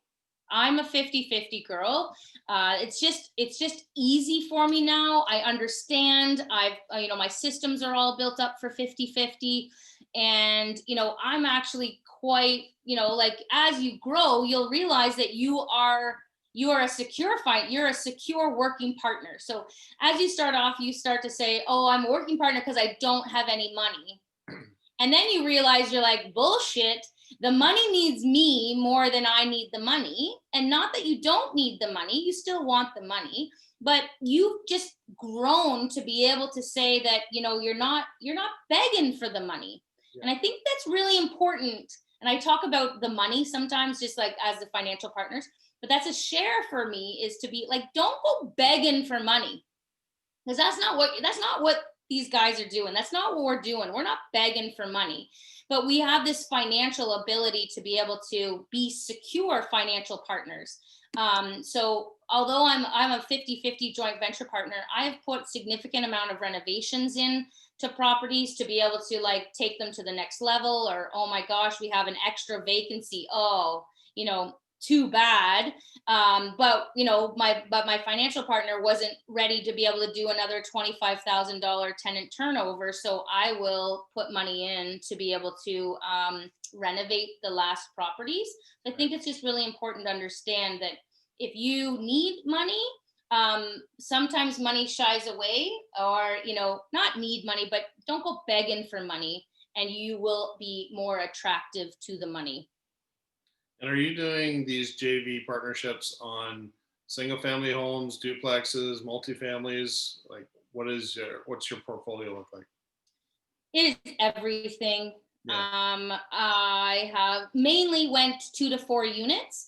Small residential is very easy for financing. I actually help my JV partners. So again, I'm looking at Jeremy and Taylor, but on that list of what a working partner does, I bring strategy to the financing. And you're like, well, Mandy, anybody can call a mortgage broker. And I'm like, yeah, okay. See you later. Like, you might be able to get one and you're going to hit a wall, maybe two, and you're going to have come back and say, they won't finance in a corporation. And you're like, oh, really? Would you like some strategy now behind how to build a portfolio? And so, people will come and go, okay, I've got, $500,000. And I go, okay, let's talk about how we're going to best build a portfolio for you. Because I'm not just somebody who's a transactional one-off. I want to be able to say, this is what's the highest and best use. Most people run out of mortgage qualification space before they run out of capital. And so we really need to be able to make sure that, is there a right order for mortgages? Yes. Yeah, there is. So if you're not going in the right order, or the highest and best use of the potential order, you want to qualify in a corporation. We need to know that so that we can get you to the right lenders to be able to build that portfolio to the best that we can. So awesome. We have a bunch of questions here, if you don't mind. Yep. Okay, so first of all, let's go with Gail. So Gail's asking, whose names go on title with JV partnerships? The JV partner, the financial partner's name goes on title. So this is how I scenarioed out. So again, you can record me, you can listen, you can write this stuff down. I am a property expert. As I'm talking to the lender, because I do talk to the lenders, they can refer to me as the property expert. Please don't use the word partner when discussing who I am around your lender. Okay. Does that mean that it's a gray area? No. We are co-venturers going into co-own an asset together. Their name is on title. They are qualifying for the mortgage. And I am a glorified property manager, a property expert, as I will refer to myself. And for my expertise, if somebody asks, I get paid in equity. Right. So, and I get this question a lot as well. So just to be extra clear, the one JV partner who's the money partner is on title and on mortgage. Yep. The get shit done partner is on a JV agreement. Correct. And that the JV agreement can be between, well, not anymore, but maybe as you're starting out, can be between a personal name and a personal name on that JV agreement. Right. It can be between the financial partners corporation and a personal name for a JV partner. If, as I was starting out, I wasn't incorporated yet. Yep. Continuing on, it can be between a corporation and a corporation. Okay, so that joint venture agreement has a variety of different ways to be able to be held. It doesn't need to be personal to personal or corporation to corporation. But however the financial partner is on title is how the joint venture agreement is going to read. Excellent. I think that's very, very clear. Okay, wonderful. Let's see some more questions here. Go back. Mandy, for someone who's a new investor and looking to do JVs, should I still have a certain amount of money or capital in the bank still when I'm going to be the active partner? I get different responses all the time, and it's one of the things that's holding me back. You don't need to, no, but like Jeremy and Taylor, people follow success, people follow action. So if your money's sitting there and you're sitting beside your money because you're not doing anything and your money's not doing anything, then together you and your money aren't attracting any more money. So there is this air of, I've had the question numerous times, well, but Mandy, you've got all these properties, what if, and they always say, what if, they all break down or they all whatever. And I was like, okay, like that's a little extreme, but we have a reserve fund in each property. Well, what if a tree falls on all the properties? And I was like, whatever, jump off of Mount Everest too. Like, I don't know. But so there is some sort of financial security that, yes, I think a working partner can have, but I don't think it's essential if you bring enough value and show them that you're the problem solver. So I want you to think ahead. If there's a tenant in, you know, in one of our units, we had, you know, 1.2% of our rents were not paid during COVID. So I've crossed the 100 property line very recently, and I have crossed the 230 unit line. So kind of just shows you that of that many properties, yeah, that only 1.2% of them didn't pay during COVID. Now, for that 1.2%, one of them is a property we own on our own, Shoof.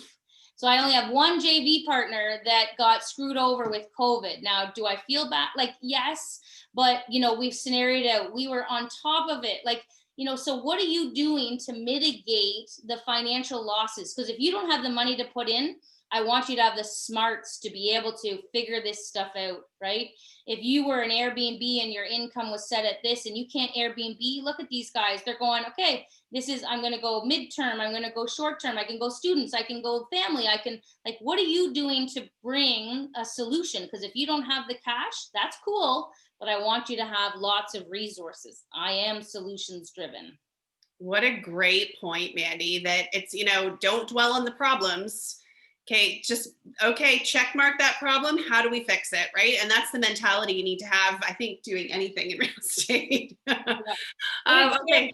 Taylor, what did you say? You were like, oh yeah, we're so comfortable with wet basements now. And I'm thinking, who says that, right? Except somebody that's obviously gone through enough wet basements that they go, oh, well, that's not such a big deal anymore. Yeah, I think with anything though, like when you first get into it, these problems seem so big. And then like, even with us, you know, we had, I think it was our second month investing in real estate, a tenant didn't pay. And I'm pretty sure Taylor and I thought the world was going to end. I'm pretty sure. It's like, what are we going to do? And then you realize it's just, you know, some people are short, you know, on the first of the month, they're going to pay on the Friday or what have you, right? So as long as you're working through all of your problems, then you're going to be just. Once you experience something and you go through it, you realize looking back just how bad or how not as bad it was as you thought it was going to be, right? You make up this big story in your head and this big thing that's going to be going on, and it doesn't materialize that way. And you look back and say, it wasn't that bad, right? So you learn from that and go, I can pretty much tackle anything at that point, right? Yeah, absolutely. Awesome. Here's another question, and I should have grabbed my glasses before I sat down.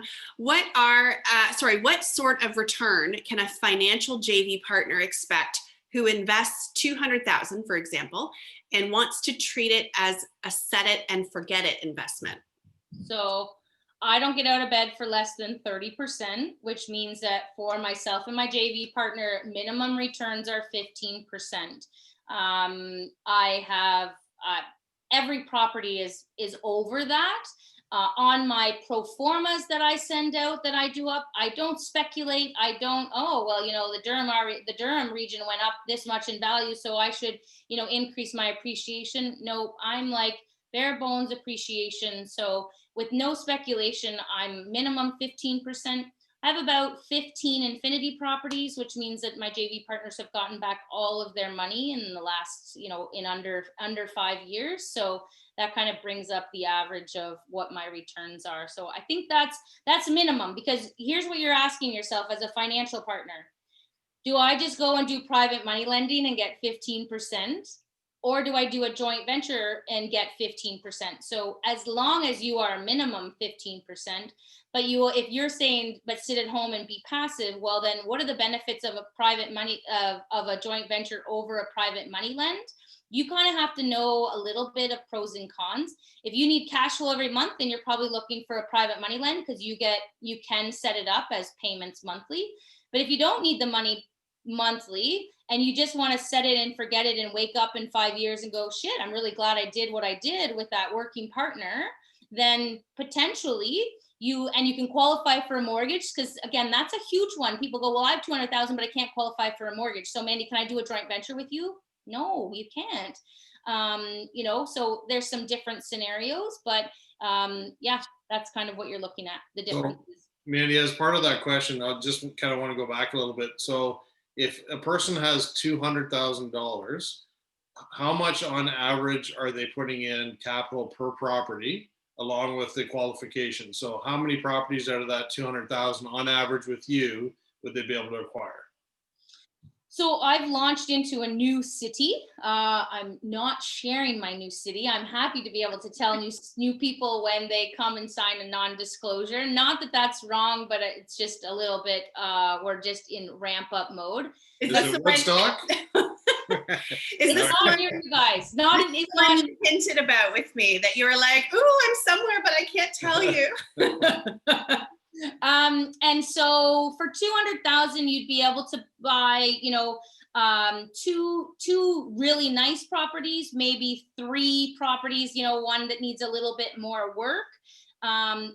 Whereas if you went like last year in Kingston, I was doing single family conversions and you needed almost $200,000. If I were to continue on in Hamilton, and have done my single family conversions, you'd be 220 to 240 to be able to do the same property. Now, I like to be able to leave, under $60,000 of my partner's money post refinance. So that's just, it doesn't mean it's a different ROI and there's lots of different factors. Yes, but I like to be able to say that, if a partner can leave $60,000 or less invested in an asset, that's a deal that I'm looking to do.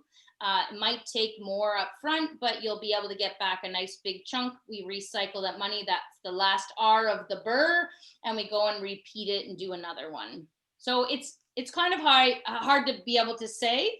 Yep. I'd probably be able to tell you could get 4 to 6 units with 200,000 and the mortgage qualification space for 3 properties, where the debt coverage ratio on those properties would be able to support 3 mortgages. Yeah, I think that covers that. The question a little bit further. Oh, okay. Let's do a question off of Facebook, our Facebook Live here. So JB Cabral asked about taxes for CRA based on percentage of the deal. How can the JV report any income? Perfect. So just imagine your tax return the same way that you are on a joint venture agreement. So we're going to have income from our property. Yours might be on your personal tax return. Mine's on my corporate. Maybe it's corporate and corporate.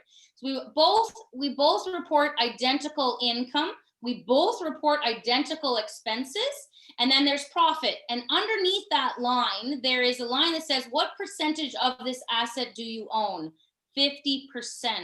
Okay, so we'll fast forward 5 years. We say we choose to end the joint venture agreement. So we've each paid tax yearly based on 50% of the profits. We go to sell the property and we both pay, again, 50% of the gain.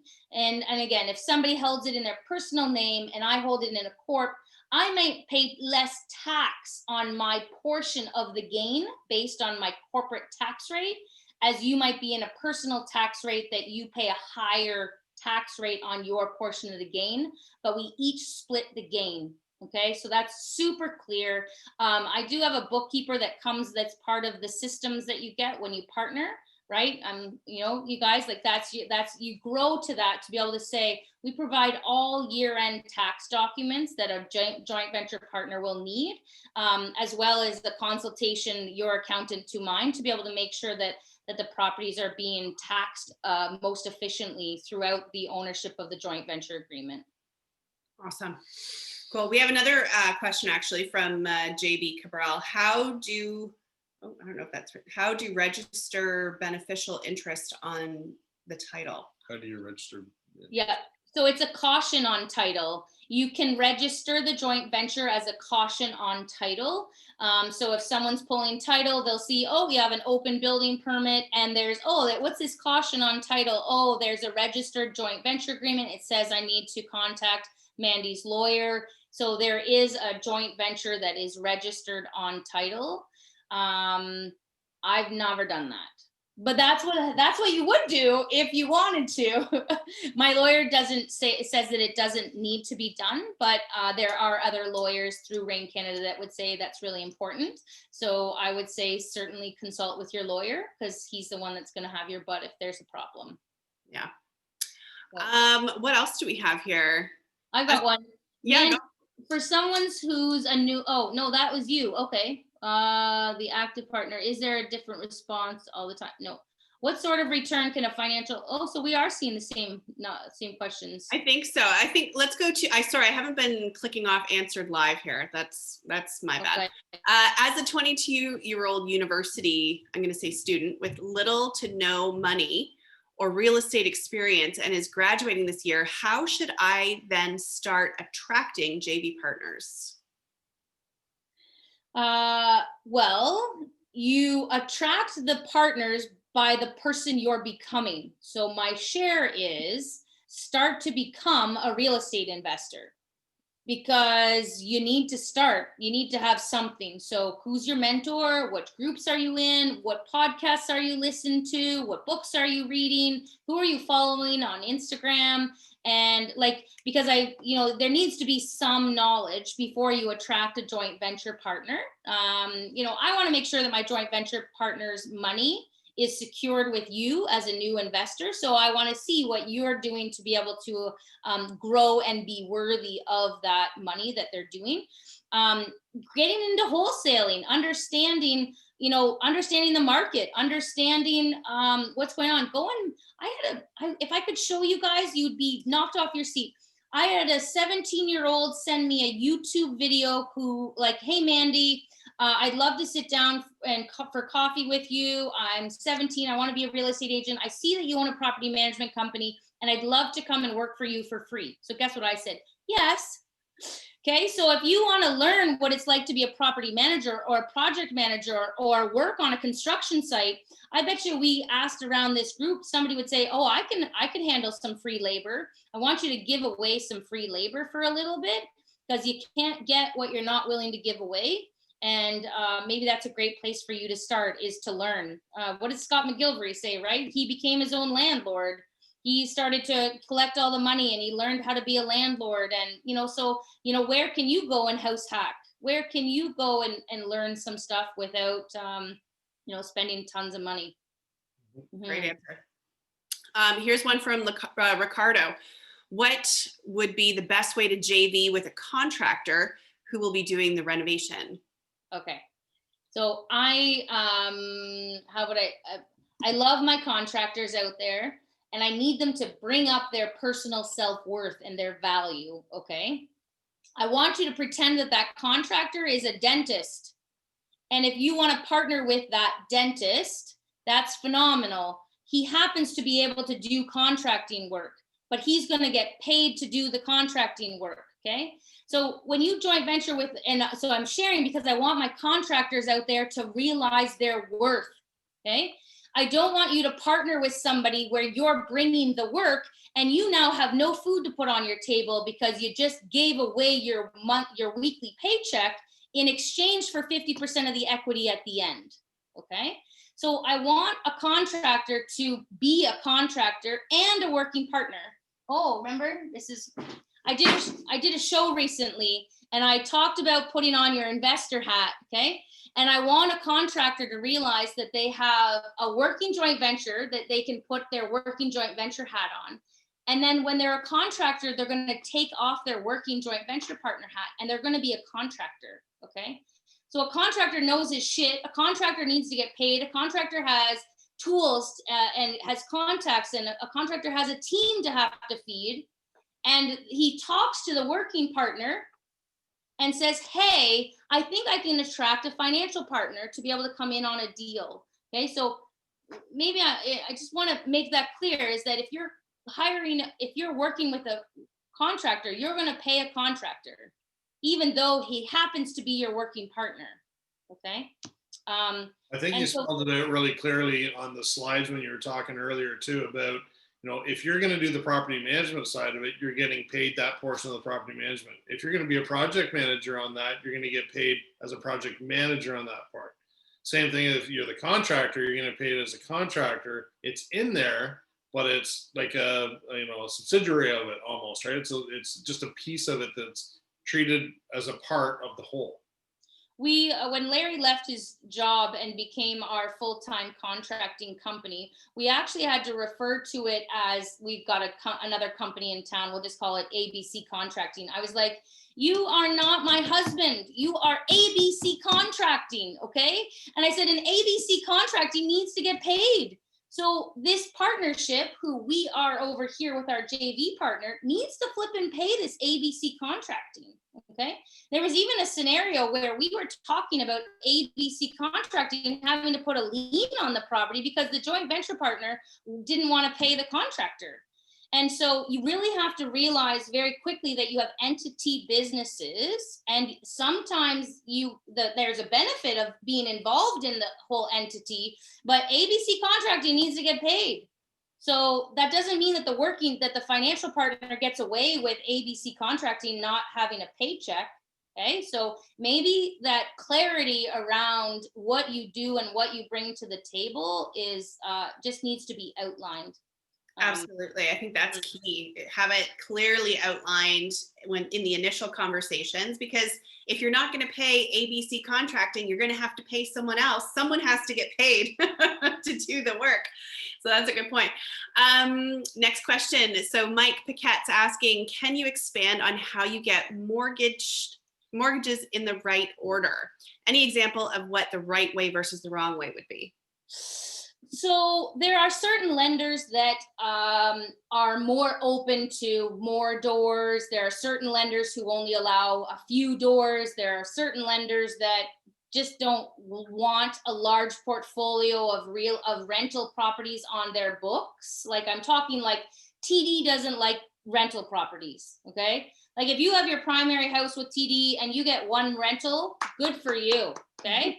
But if you actually end up getting 2 or 3 properties with TD, I want to know about it because I've never heard about it, okay? So TD's just kind of adverse to rentals. Okay, that's fine. If you are buying in a corporation, know that TD does not finance corporations, but that doesn't mean that you can't get financing through a corporation. You can go to RBC, you can go to CIBC, you can go to Meridian, you can go to Scotiabank. Did you know that you can get up to 10 mortgages with Scotiabank? Now here's maybe, I'm not even gonna be able to, maybe we should have like a poll. Can you do this through a broker? No, you cannot. I love my mortgage brokers. I think it's great. Did you know that through a broker channel, you can get 5 mortgages in your personal name, but that a mortgage broker cannot do a corporate mortgage through Scotiabank? But if you go direct to the bank through a mortgage specialist with Scotiabank, you can get 10 mortgages in a corporation through Scotia. So as much as I love my mortgage brokers, I'm fine with that. There's lots of place for that. Away you go. But if you want to build a portfolio, potentially up to 10 properties, my suggestion is to know the right order. I would say Scotia is a really good one to start. RBC or Scotia. RBC and Meridian Bank will do up to 6 units residentially. So you can do 80% loan to value with Meridian or RBC. That's really important. They'll give you 80% at a 2.5% interest rate. Save CIBC for the end. CIBC will allow you to have a portfolio of 5 properties, 5 rental properties with them, regardless of what else you have built over here. Now, but there's a few other little caveats. CIBC requires you to have $100,000 liquid cash over and above your down payment. So, and again, I'm not a mortgage broker, guys. I hope you all know that. This is just stuff that I've accumulated along the way. But so if you go and you want to buy a house in Hamilton that's $500,000, you need $100,000 plus $100,000 liquid cash to be able to show CIBC that you've got the ability to handle some cash injections and stuff. So it's one of the barriers to CIBC. But that can be in the form of a HELOC, that can be a TFSA, that can be, like, there's a few different ways. Mm-hmm. Yeah, and you know what? We had Claire Drage come to ONREIA last year, or I think it was last year, and did a whole talk on exactly this, how to structure, who to go to first. And one other point that she made, and I would suggest for anyone curious about that, I believe she does have some resources on her website or YouTube channel. But she also said, pay attention to the quarter that each bank is in, because it really depends, if RBC is not performing very well, they want to look more attractive to investors. They may be doing some different things. So I thought that was an interesting point that she made. That was a little while ago. Yeah. Absolutely. So Carolyn's asking, could you talk a little bit about taxes? How do you make sure that the CRA doesn't get more than its fair share? If you, Always what do they always say? If you have to pay the government taxes, congratulations, because you just made money. Like if you shy away, this is a bit of my wealth psychology or my, wealth awareness. Money is currency. Currency is a current. It constantly flows. Okay. And if you try and stop the current, which is to keep the money, what's going to happen? The river keeps flowing and the money keeps flowing. And it, next thing you know, you've got a $10,000 bill here. You've got a plumbing bill. You've got a tenant that's not paying because the money is trying to flow away from you. So then as I continue to lead, but for the amount that you're willing to receive, so let's just say everybody's like, how many people would like $1 million, right? Me. How many people are willing to give away $1 million? And what do? You're like, I'm not giving away my $1 million. No, it's mine. It's fine. Okay. So if you're not willing to give what it is you want, then you're not going to get unless you're willing to give. Okay. So as there was one time somebody saw my bank account and they were like, oh my God, my husband would lose his mind if he saw that you owed $2 million. And I was like, oh, sweetheart, I got tenants that pay me money for me to be able to pay the bank, for me to have been able to borrow the money. Okay. So as I was receiving the money saying, thank you, tenants, I was also saying, here you go, banks, here you go, banks, here you go. So as much as I was, I'm receiving thousands of dollars every month in rent, I'm giving away thousands of dollars every month. Okay. So I don't know. I would say, make sure you've got a good accountant. We just did our corporate tax returns and she was my accountant. I just love her. She was talking about, she consulted with somebody on, this issue that we had a joint venture partner that bought us out and there was, we received a lot of money from them buying us out.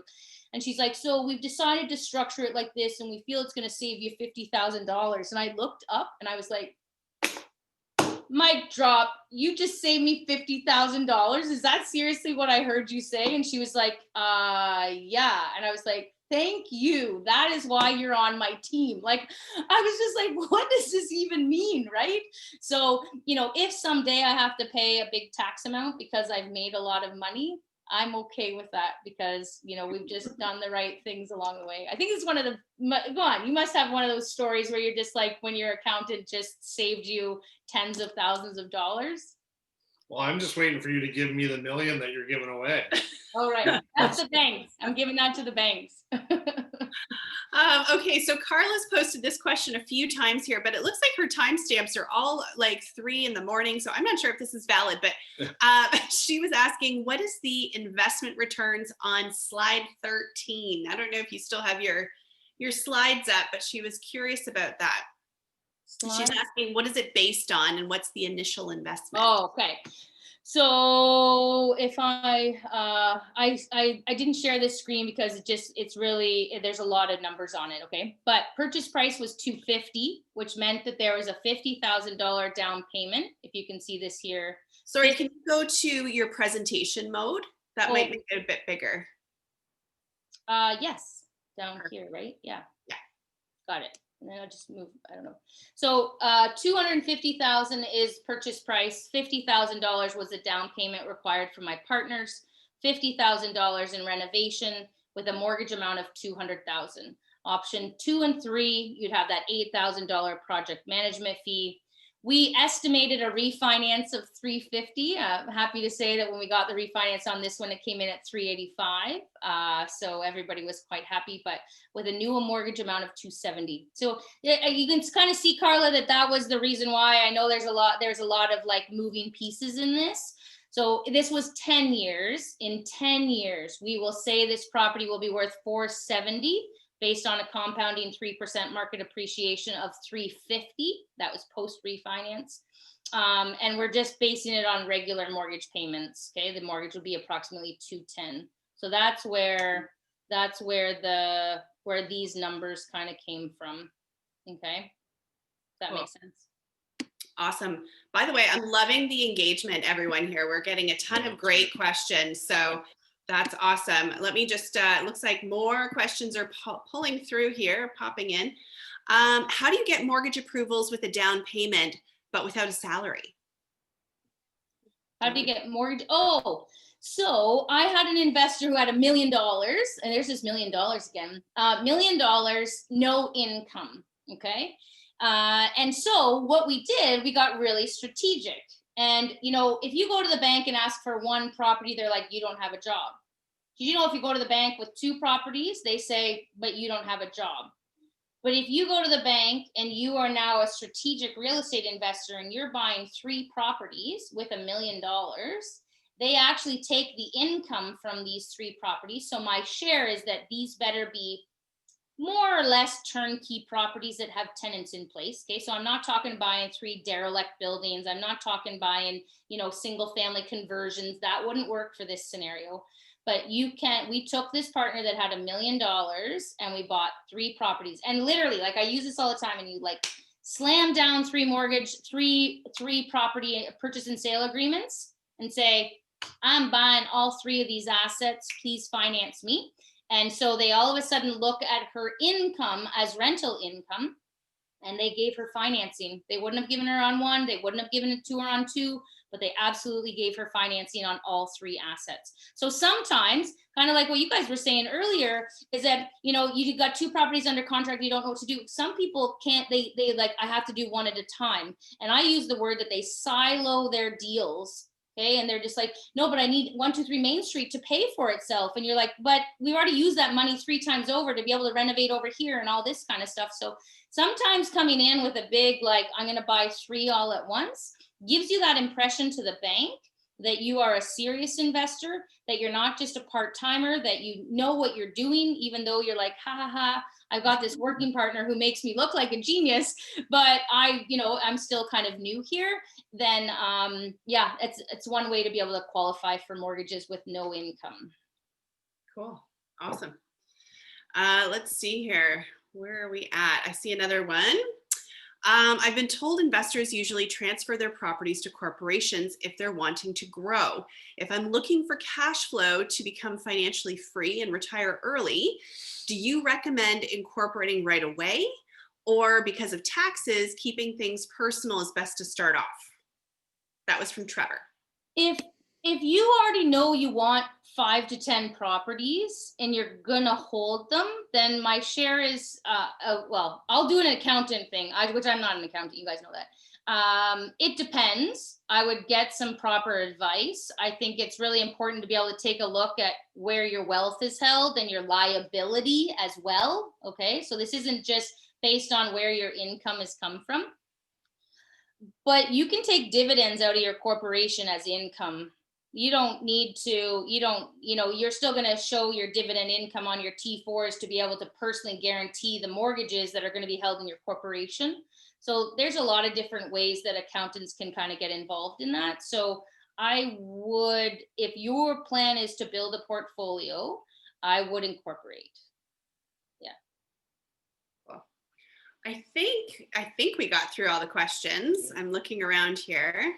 That was a lot of questions. That was a lot of questions, which is awesome. Yeah. Right. Oh, one thing, Trevor, though, you said you transfer their properties to corporations. So any property that I've held in my personal name, we have not transferred to a corporation. Now, again, that would be like, if Mike Goche would be able to like pipe in on this, because they're very tax savvy on stuff like this.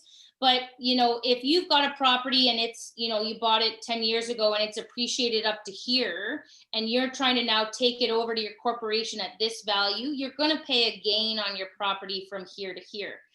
If your gain is quite small and you're going to hold on to this property for a long time, then your accountant might say, just flip it over to the corporation now. You'll pay less tax because it hasn't gone up in value so much for the gain, because it is a sale to your corporation. You do have to pay land transfer tax. Now there is a piece of paper that you can get filled out and that can defer that capital gain till later, but you will have to pay it. So depending on the value of the asset that you're kind of transferring, it might be a reason to transfer it or not to transfer it. Awesome. So yeah. All right. Well, Mandy, I know we had talking about a little bit more how to buy 3 properties, but this it looks like a lot of people were really wanting to know more about the structuring of the JVs. So I don't know, maybe what do you think, coming back another time to go into more detail about how to buy those 3 properties using $100,000? We can certainly do that. My share is, again, Taylor and Jeremy. I've not sat back during COVID, and I want people to kind of, breathe into this. You guys bought your first plaza during COVID. Yeah, this is probably the busiest we've ever been in our business. Yes. Yeah, so just take away from that if you're sitting on the sidelines and you're waiting or you're not sure, just kind of look around at the active investors that are in front of you to be able to say, well, if they can do it, so can I. Or if they're doing it, why am I not? And remove some of that. I was chatting with a young lady that wanted to be an investor, and she was telling me her story, and she kept falling into the story that she's had in the past. Okay. And so I did a pattern interrupt for her, and I was like, stop. And she's like, oh, and she started to tell her story again. And I had to say, stop, and you're in this screen. So like my whole hand was over the camera, and she was like, what are you doing? I said, I don't care about your story. I do not care about what's happened to you in the past, because you showed up to me and you're an eager investor and you're asking me some great questions. And then I ask you, and then you go into your story. Okay. And your story is what's been holding you back. So my share is, my 15-year-old daughter went to Italy last year, and, she's, a great student. She's eager, things like that. But when she went to Italy, she was a brand new person. And why not? You get off in a country that you can't speak the language, you don't know anybody, and guess what? You can reinvent yourself. You can be anybody you want. So my share to you guys all tonight is be whoever you want to be. From tomorrow, when you wake up, go to bed thinking that you're going to be this active investor who attracts financial partners, who finds great deals, who problem solves, who don't ask for a life with no problems. Ask for somebody who can solve more problems than the next person, okay? Don't ask for a life with no problems, because that would be no fun. But tomorrow you're gonna wake up and you can be whoever you want to be. Leave your old story behind, okay? And I'm sharing that so that my own ears hear, because darn well that every day you wake up and you're like, I need to reinvent myself today, or I just stay in bed all day, or I, won't do what I wanna do. So, there's lots of action takers here right now. Be an action taker. Don't let those old stories hold you back, or old reasons, or old whatever. From tomorrow morning, we will be the new ONREIA Move Forward investor. Absolutely. And you know what? It's something we all know that we need to do.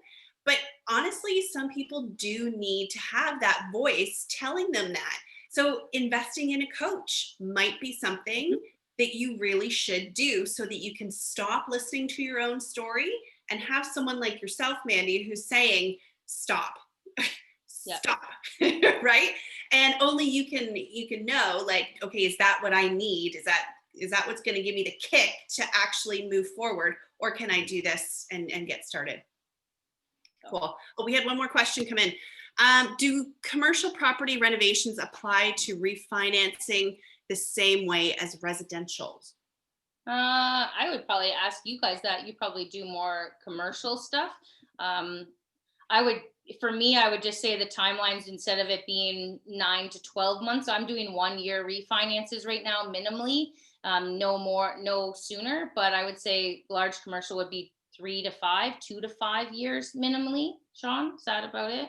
Yeah, I'm not sure if I understand the question of whether they're talking about multifamily or actual commercial, like plaza, that sort of thing. So maybe we can get back to that another time. All right. Yeah. Well, Mandy, that was fantastic. So much value delivered this evening. And just like a little bit of everything came in tonight. It was mindset, it was structuring your JVs, it was talking about strategy. And it fed really well on Jeremy and Taylor's too, right? Like it sort of build upon. That was great. Well, that was my doing. Oh, of course. Yeah, I invited these people. What? Just kidding. I'm joking. All right. Well, yes. Thanks. So that's it for this. Oh, wait, that's not it for this evening. Although it is 9 o'clock already. Is it? It's 10 after 9. So I did say, first of all, thank you so much again, Mandy. Appreciate you coming on and sharing so much. As always, so valuable. And how can people get a hold of you if they would like to? Go to my website, mandybranham.com. I'm happy for people to book a discovery call if you want to see if you are a JV investor to come and invest with me, or if you just want a little bit of a kick in the pants discovery call, I'm happy to be able to do that too. So book through, but here's my little tip. It'll say, how much do you have to invest? And if you write on there, I don't have any money to invest, it won't get you through to my calendar. So fake it.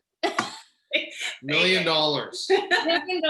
I'll listen to you. I'll come on your call. Amazing, awesome. So we did say that tonight it was like an ask us anything. I don't know if you know that. No, I didn't. Interesting. Okay. Well, I wanted to, I wasn't sure how full tonight would be with conversation, which I loved how many questions came in. So I wanted to open it up if anyone had any questions for us at all. Sure. So I'll just put it out there. So for some people, why don't we, if Mandy and if Jeremy and Taylor can stay around too, maybe we can open up to everybody. Perfect. And for the next 20 minutes, if there's enough questions, we can continue to go on. And if not, then we can end it. I like that. Yeah. See? Thank you. You're welcome. Good contribution. Okay. So let's see here. What do we have? Scroll down. You know what? I think a lot of stuff was shared this evening. I'm not sure if we're going to have any questions. There was one here. Oh, was there? Oh, Mandy, why do you prefer JV partnerships over, what was it? I don't know. Private money lending. Yes. Because one day my JV partners and I are going to Turks and Caicos, and I'm going to have like 40 millionaire friends around me, because it'll have been 40 people that together will have made millionaires with. Whereas I just feel less connected to financial partners. Here's a great example. I have a private money lend on a deal right now that we're selling in St. Catharines. And the private money lender had the parts to be able to say, well, I still need to make my return, And I was like, and so 2 other properties in the same city that we went through COVID, went through the inspectors, went through the shit that you go through in St. Catharines. My partners were there with me and they're like, okay, what do we need to do? Right. There's this private money lender who he's not even feeling any pain. He's not even going, oh, do you need to defer your payments? Are you going to be okay are your tenants paying? Like, this lender was not didn't care. Okay. And that's fine. That's who they are. I paid him 12% and he doesn't have any ownership of my asset. But the partners, it was like, we're doing this together. So I prefer having a partner to come on board. I have done the private money lending. It's stressful. Like, there's this, you're like, oh yeah, sure, great, it's 15%. And then you're like, how am I going to pay for that? And you're at the end of your budget, your line of credits are maxed, and you're trying to refinance, and that's not a fun process. Or you're trying to sell and it's not closing on the date that you want. And so anyways, when I bring in a JV partner, it's just, and the Turks and Caicos vision is a really big one for me. I love that. I want to come. I have a question for you, Mandy, is with all the JV deals that you do, how do you keep it all straight? Like, is that not feeling like you constantly have 50 balls in the air? And how do you keep yourself organized? So I have a photographic audiographic memory that I'm definitely stepping into, to be able to realize that I remember shit that I shouldn't have to. I thought it was just a spousal thing that I could pop up things that I needed to when I needed to. But I know I've got a lot of systems in place. Like my bookkeeper is just killer. I have a project manager. I quickly hired, like you guys did. I quickly hired a property manager. He started off as a personal assistant and transitioned into property management. And then when he was getting too full and I was having to go into him, I hired a leasing agent. So when there's pain because I don't have the next system in place and I go cuckoo, I know that it's time for me to put a system in place. And I kind of ask myself, anytime that I have to do something 5 times, I probably should have a system around it. And so I'm like, okay, how do I automate my emails? Okay, so I've got a CRM and they just kind of go out and I've got people. I hired an online company that does like, anyway, I can't even explain them, okay?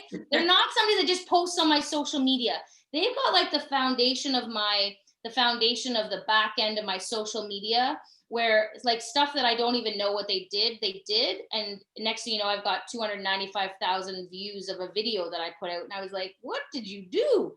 Okay, so getting the right people in place at the right time is really, really, really important. And pay for it first. You probably are asking yourself, but how can you afford a personal assistant or how can you afford a property manager? And I go, how can I not afford a property manager if I still want to grow? So how can I afford not to have these people on my team? Yeah. And during COVID, we didn't lay anybody off. We had jobs for everybody. We brought on a couple extra staff, if that's kind of crazy to be able to say. So you actually realize you have a duty for people. And yeah, my real estate agent is killer, just really helpful on, okay, I need a name change amendment. And I just say, here's my JV partner, and they do all of that. And, and then that goes to the lawyer and, getting really firm with people to be able to say, okay, hi, I do have a lot of joint venture partners. You're going to need to use my accountant. Yes, there's a bookkeeper that comes in play. I've got 3 choices of mortgage specialists that you can go to. Which one would you prefer? Like, this isn't just a heyday all over. We've just kind of, gotten right into the systems. The systems have proven themselves. And now it's not, it's less of a choice, which is more streamlined. Fantastic. Here's a question, anonymous attendee. Knowing the sham, quote unquote, that mutual funds, stocks, bonds are, do you invest 100% in real estate or do you still diversify? And if so, what's the breakdown? Yeah, I know for me, it's a 100% real estate. In fact, I took every piece that I had elsewhere, took it out and put it back into real estate. So we're 100% in. Different types of real estate. Yeah, different types of real estate, different ways of investing in real estate. Like Mandy, like you said, we some private lending, some money from liras or RSPs to lend out as well. Different types of investing, whether it be commercial, flipping, wholesaling, you name it, we're doing across the board different things, but it's all in real estate and they all work well together. Very synergistic, complementary type stuff. And the properties that we do have, we've identified different exit strategies, right? So if something goes sideways, we've got options. So we're in real estate, but we're not locked in place into one thing, if that makes sense. How about you guys?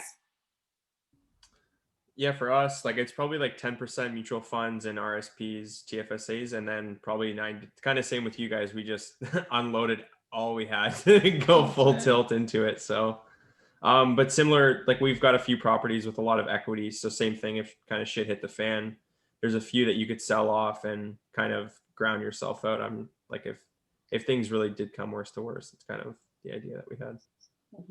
Yeah, I think like Mandy was saying earlier too, and you guys had touched upon it earlier, talking about when you're growing your portfolio.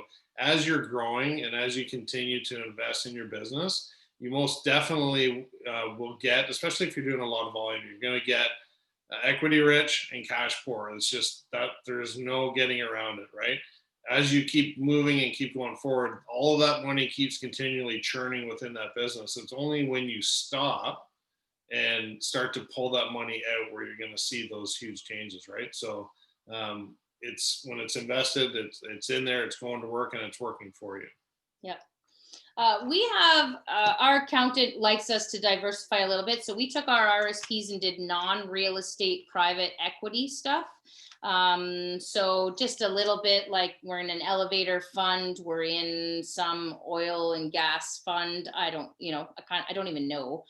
Again, you feel like you're back to the beginning here when you don't know, but they're invested through that. And we also have a whole life insurance policy. So, paying a pretty big chunk of cash to be able to invest in a cash policy for 10 years down the road. And, is it, somebody's like, oh, you can borrow off of that life insurance soon. And you're like, dude, I make so much, like my returns are crazy over here. I don't really need to borrow this to invest, but it's a great strategy. That's how the Rockefellers got rich, is all through life insurance. So I'm not a life insurance person, but it might be something that you want to look into. Cool. Awesome. A couple more questions. I'm in the process of selling my duplex, first and only property so far. We'll have about 80 to 100K after the sale, and looking to use that capital to really ramp up into real estate investing. Only having about 40K salary to put towards a mortgage. What do you suggest are the next steps? You didn't direct it to anyone in particular, so. Don't sell the asset. Yeah, I'm curious. Why are you selling the duplex? Yeah. Why don't you take the money out of the duplex, keep the asset, and use that money towards something else? That's our question for you. Get back to us, Gennaro. I don't know if I said that right. Another question here. Is it more profitable to JV than invest in, I can't see that. REITs? Yeah. So in my experience, a REIT is a fixed interest rate. It's definitely, you're investing in a pool. They've got, you're backed by the Securities Commission. They've got a lot of regulations and stuff. So I would take a gander that a REIT might be 8%. If you find one that's over 10, you're going to be lucky. So I would say, and again, if you put in $100,000 into a REIT, you're making a return on $100,000. Whereas if you take that $100,000 and you qualify for a mortgage, you're actually making a return based on potentially a $500,000 asset with $100,000 being used as a down payment. So you're leveraging the ability to be able to grow more. Exactly. So, cool. Oh, we have an answer from Gennaro. Co-signer wants to sell, so he's trying to spin this into an opportunity. What do you think? After I read the question, so just go. 40,000, you make $40,000 a year. There's next steps. It sounds like Jeremy and Taylor have a nice low priced neighborhood. You start to go, what can I do that I can maximize my returns with the money that I have and the income that I make. $40,000 is a good amount. It's a matter of how long you've been at your income. Remember, like we built a portfolio on my hubby making, $70,000. So like, you don't need to make millions to be able to qualify for 8 mortgages, as long as you have the capital to be able to show for it. And on top of that, there's other ways to make money in real estate other than, JVing or buying a property and holding it for long periods of time. You can do wholesaling, right? You can do a flip with someone that's a short term. So your 40K or whatever it is you're going to get, you can put into you don't do JV partners with flips, Mandy, but other people do. So maybe you take a half profit of a flip, and then you turn that into your next flip, into your next one, the next one, the next one, and then you can snowball that into, starting to buy some properties at that point as well. Well, there's many different ways of doing it. Yeah. There's a question for you. That's our marketing guru. What is a decent marketing budget per month for finding deals to flip? Well, that depends on what you're spending your marketing dollars on. So there are lots of different ways you can market to buy. I'm assuming this is to buy off market properties. So some of the ways that we do our marketing is we do some mail, some direct mail. We have done blanket mail, but Most of our marketing is Facebook ads. We do a lot of Facebook marketing, and it's hard to say what a decent marketing budget would be per month. So when you're doing mailers, it can get very expensive. And something actually that we was a great message that we listened to on the seven-figure flip hacking live was this past weekend. And they, in their marketing, one of the marketing talks, they were talking about how many times someone needs to see either your marketing piece, your business, your brand, how many times people actually need to see it before they reach out and before they start to trust you. And the average number of touches is anywhere between 7 to 12 times.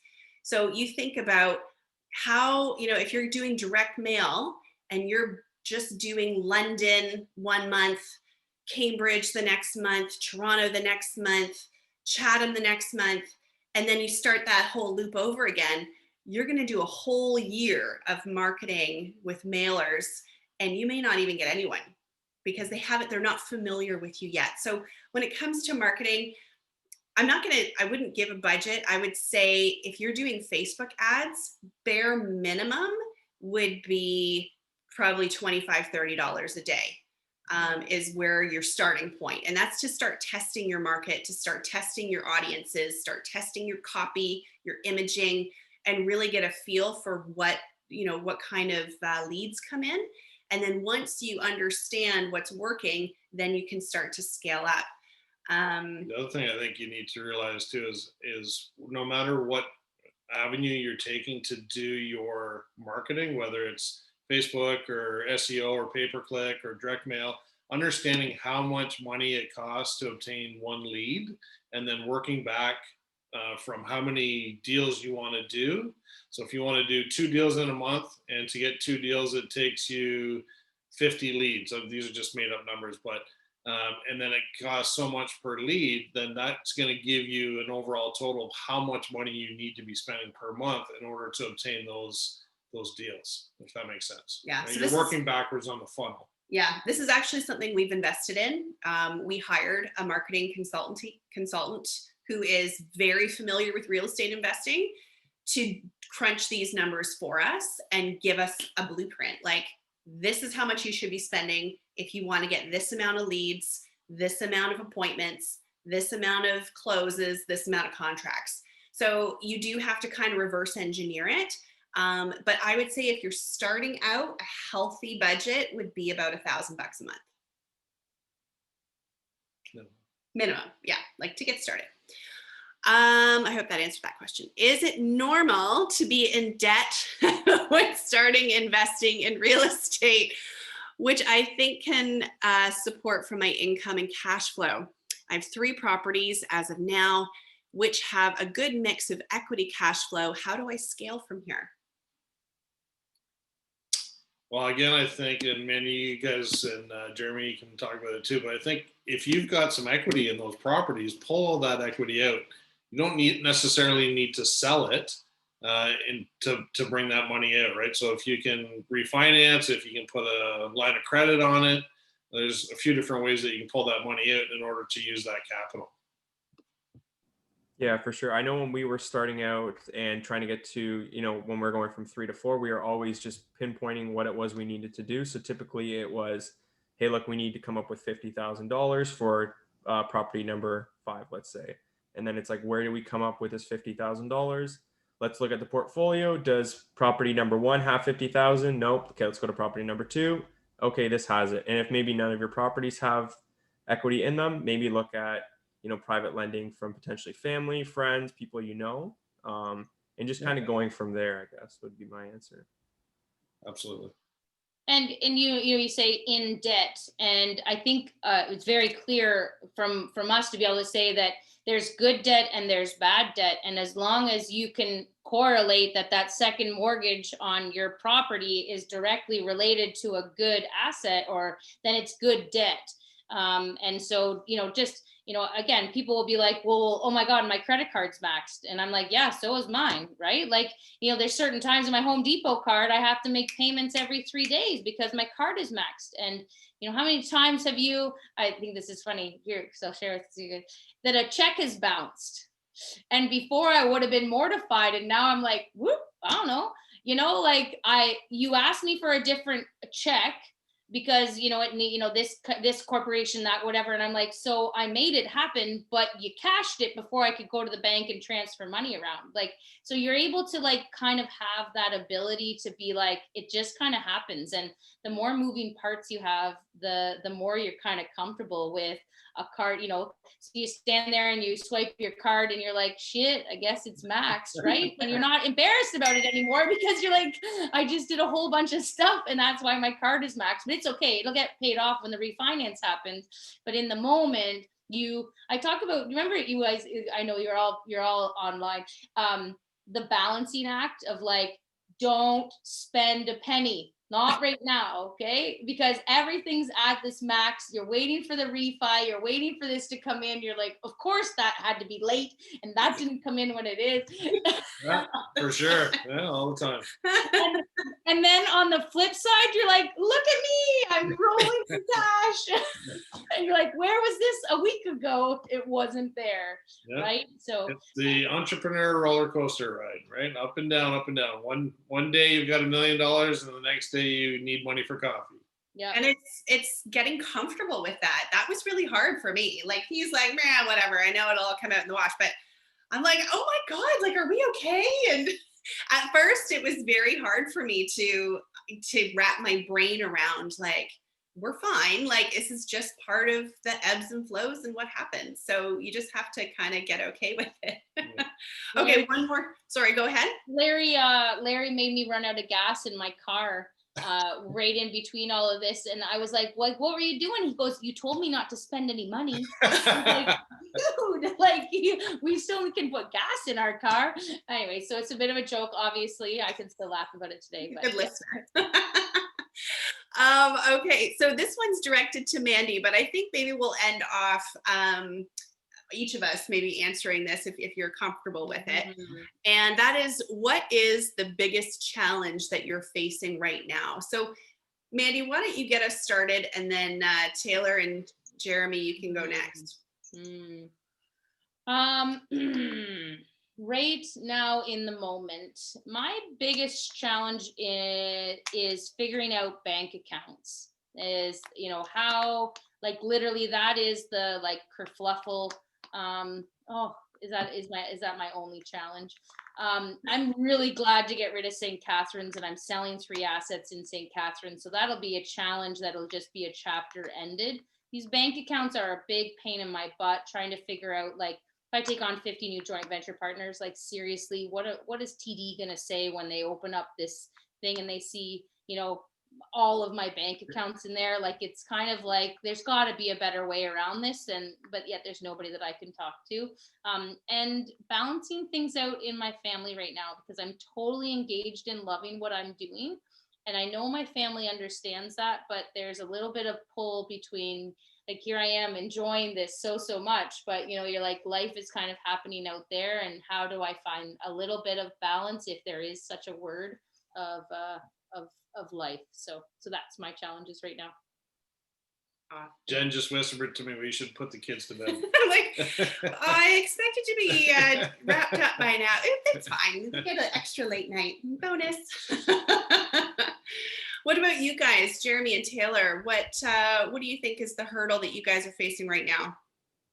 I think the hurdle right now is just kind of figuring out how we want to go about these next few months with a couple properties that we have, and a couple properties that we can potentially buy from private sellers, and just trying to figure out if we want to do it personally or if we want to attract joint ventures. We're kind of on the fence of how we really want to go about it. We do see the opportunity where we can purchase them personally, just through different avenues. But then we also are pretty aware that there's less exposure definitely doing things with joint ventures, and not having as much money on the table on our end. And I think definitely what Mandy said too, just trying to balance family and what we love doing. I think we're all in this room together because we thoroughly enjoy real estate. I think for the vast majority of all of us, it's probably all we think about. And yeah, I don't know what else there would be. Well, I think we just like ended a hurdle of having horrible tenants, so that's just like our we're in a little like win right now, and Right that high. yeah. There's definitely always issues. I mean, like day to day, there's a lot of issues that arise, and I think we can all agree with that. But I mean, on like a larger scale, we tend to be pretty open and understand that there's going to be issues, but we're just going to work through them, and we try and make a lot of the things that to some people are big issues not as big like on our end, and we just know that we're going to get through it. So Awesome.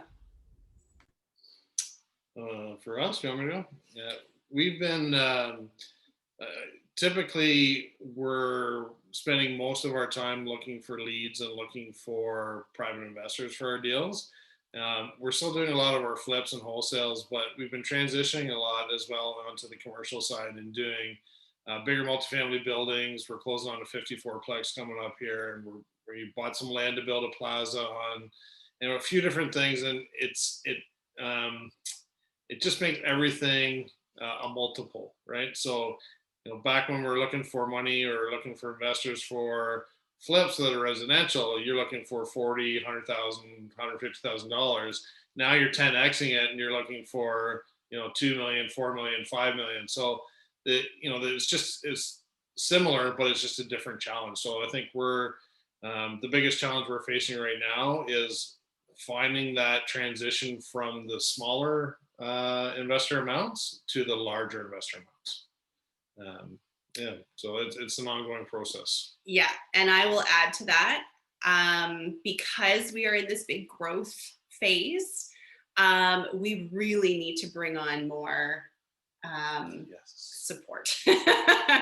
We need to hire, and it's something that we've known we've needed to do for a long time, and we have done some, and we've been so grateful and blessed for who we've brought into our team because they're fantastic. But we need to do more, and I've been avoiding some of it because it's a whole job on its own of onboarding and training and just finding the right fit. So that's a big challenge at the moment. Mm-hmm. So if you're looking to join our team, no, just kidding. Or invest some money. Yeah, there's our pitch for the end of the night. No, honestly, thank you all so much for joining us, Mandy and Jeremy and Taylor. I know this evening ran a little longer than usual, longer than I told you we would be on for tonight. So thank you so much for staying on with us and answering all these questions. I think tonight has been the most back and forth dialogue and engagement that we've had with our online ONREIA, and I couldn't be happier. I mean, we still have a bunch of people on our Facebook. We still have more than half of the attendees still on. So everyone's gotten a ton of value from this, obviously. Thank you again so much for joining us. Really appreciate it. And how do we want to end off this evening? I'll tell them about next month, ONREIA. Yes, but before we do, there's more. It just reminded me. Every time we run these, there's always, like I said, half the group is usually brand new. This is their first time attending. So if you could please go to our Facebook page, give it a like and a follow. And if you don't get emails from us yet, just send me a message. Go to our Facebook page, our business page. Send me a message with your email. I can get you added to our list so we can give you some updates of when our next speakers are coming on and who they are and all that good stuff. So go ahead and do that. And our next event, I will pull it up right here on the calendar. So just so you all know, I don't think it's any surprise, we're going to continue doing these events online until at least the end of the year. And our next event will be on a Thursday. It is Thursday, November the 12th is when we're having our next ONREIA event. And I will be announcing the speakers shortly. We have them lined up. Should we give any little tidbits? Sure. I believe, unless things change, but if our speakers stay the same, there are 2 women that are joining us. It'll be a ladies only night, but of course everyone can join, not just women, to watch. And these investors have been in the game. One has been in, actually they've both been in for a good amount of time. And they are going to bring a ton of interesting perspectives to the evening. So that's all I'm going to say for now. And I hope you guys join us. I will be posting the link to sign up for that shortly. Again, apologies for not having Zoom. You know, that maybe should be our first hire, is technical person. Yeah, maybe. But the recording of this should be available. I will be sending it out to our email list. You can check on our YouTube channel, and it'll be posted there, hopefully by the end of the week, as long as I can get it edited and stuff. I'll edit out all the beginning part that we didn't get right. So anyhow, thank you all. Thanks to everyone who joined us this evening and stayed with us. It's been a 2.5-hour evening, and we still have so much engagement here. So thank you so much. Hope you all have a great night, and take care. Stay safe. Thanks, guys. Have a good night.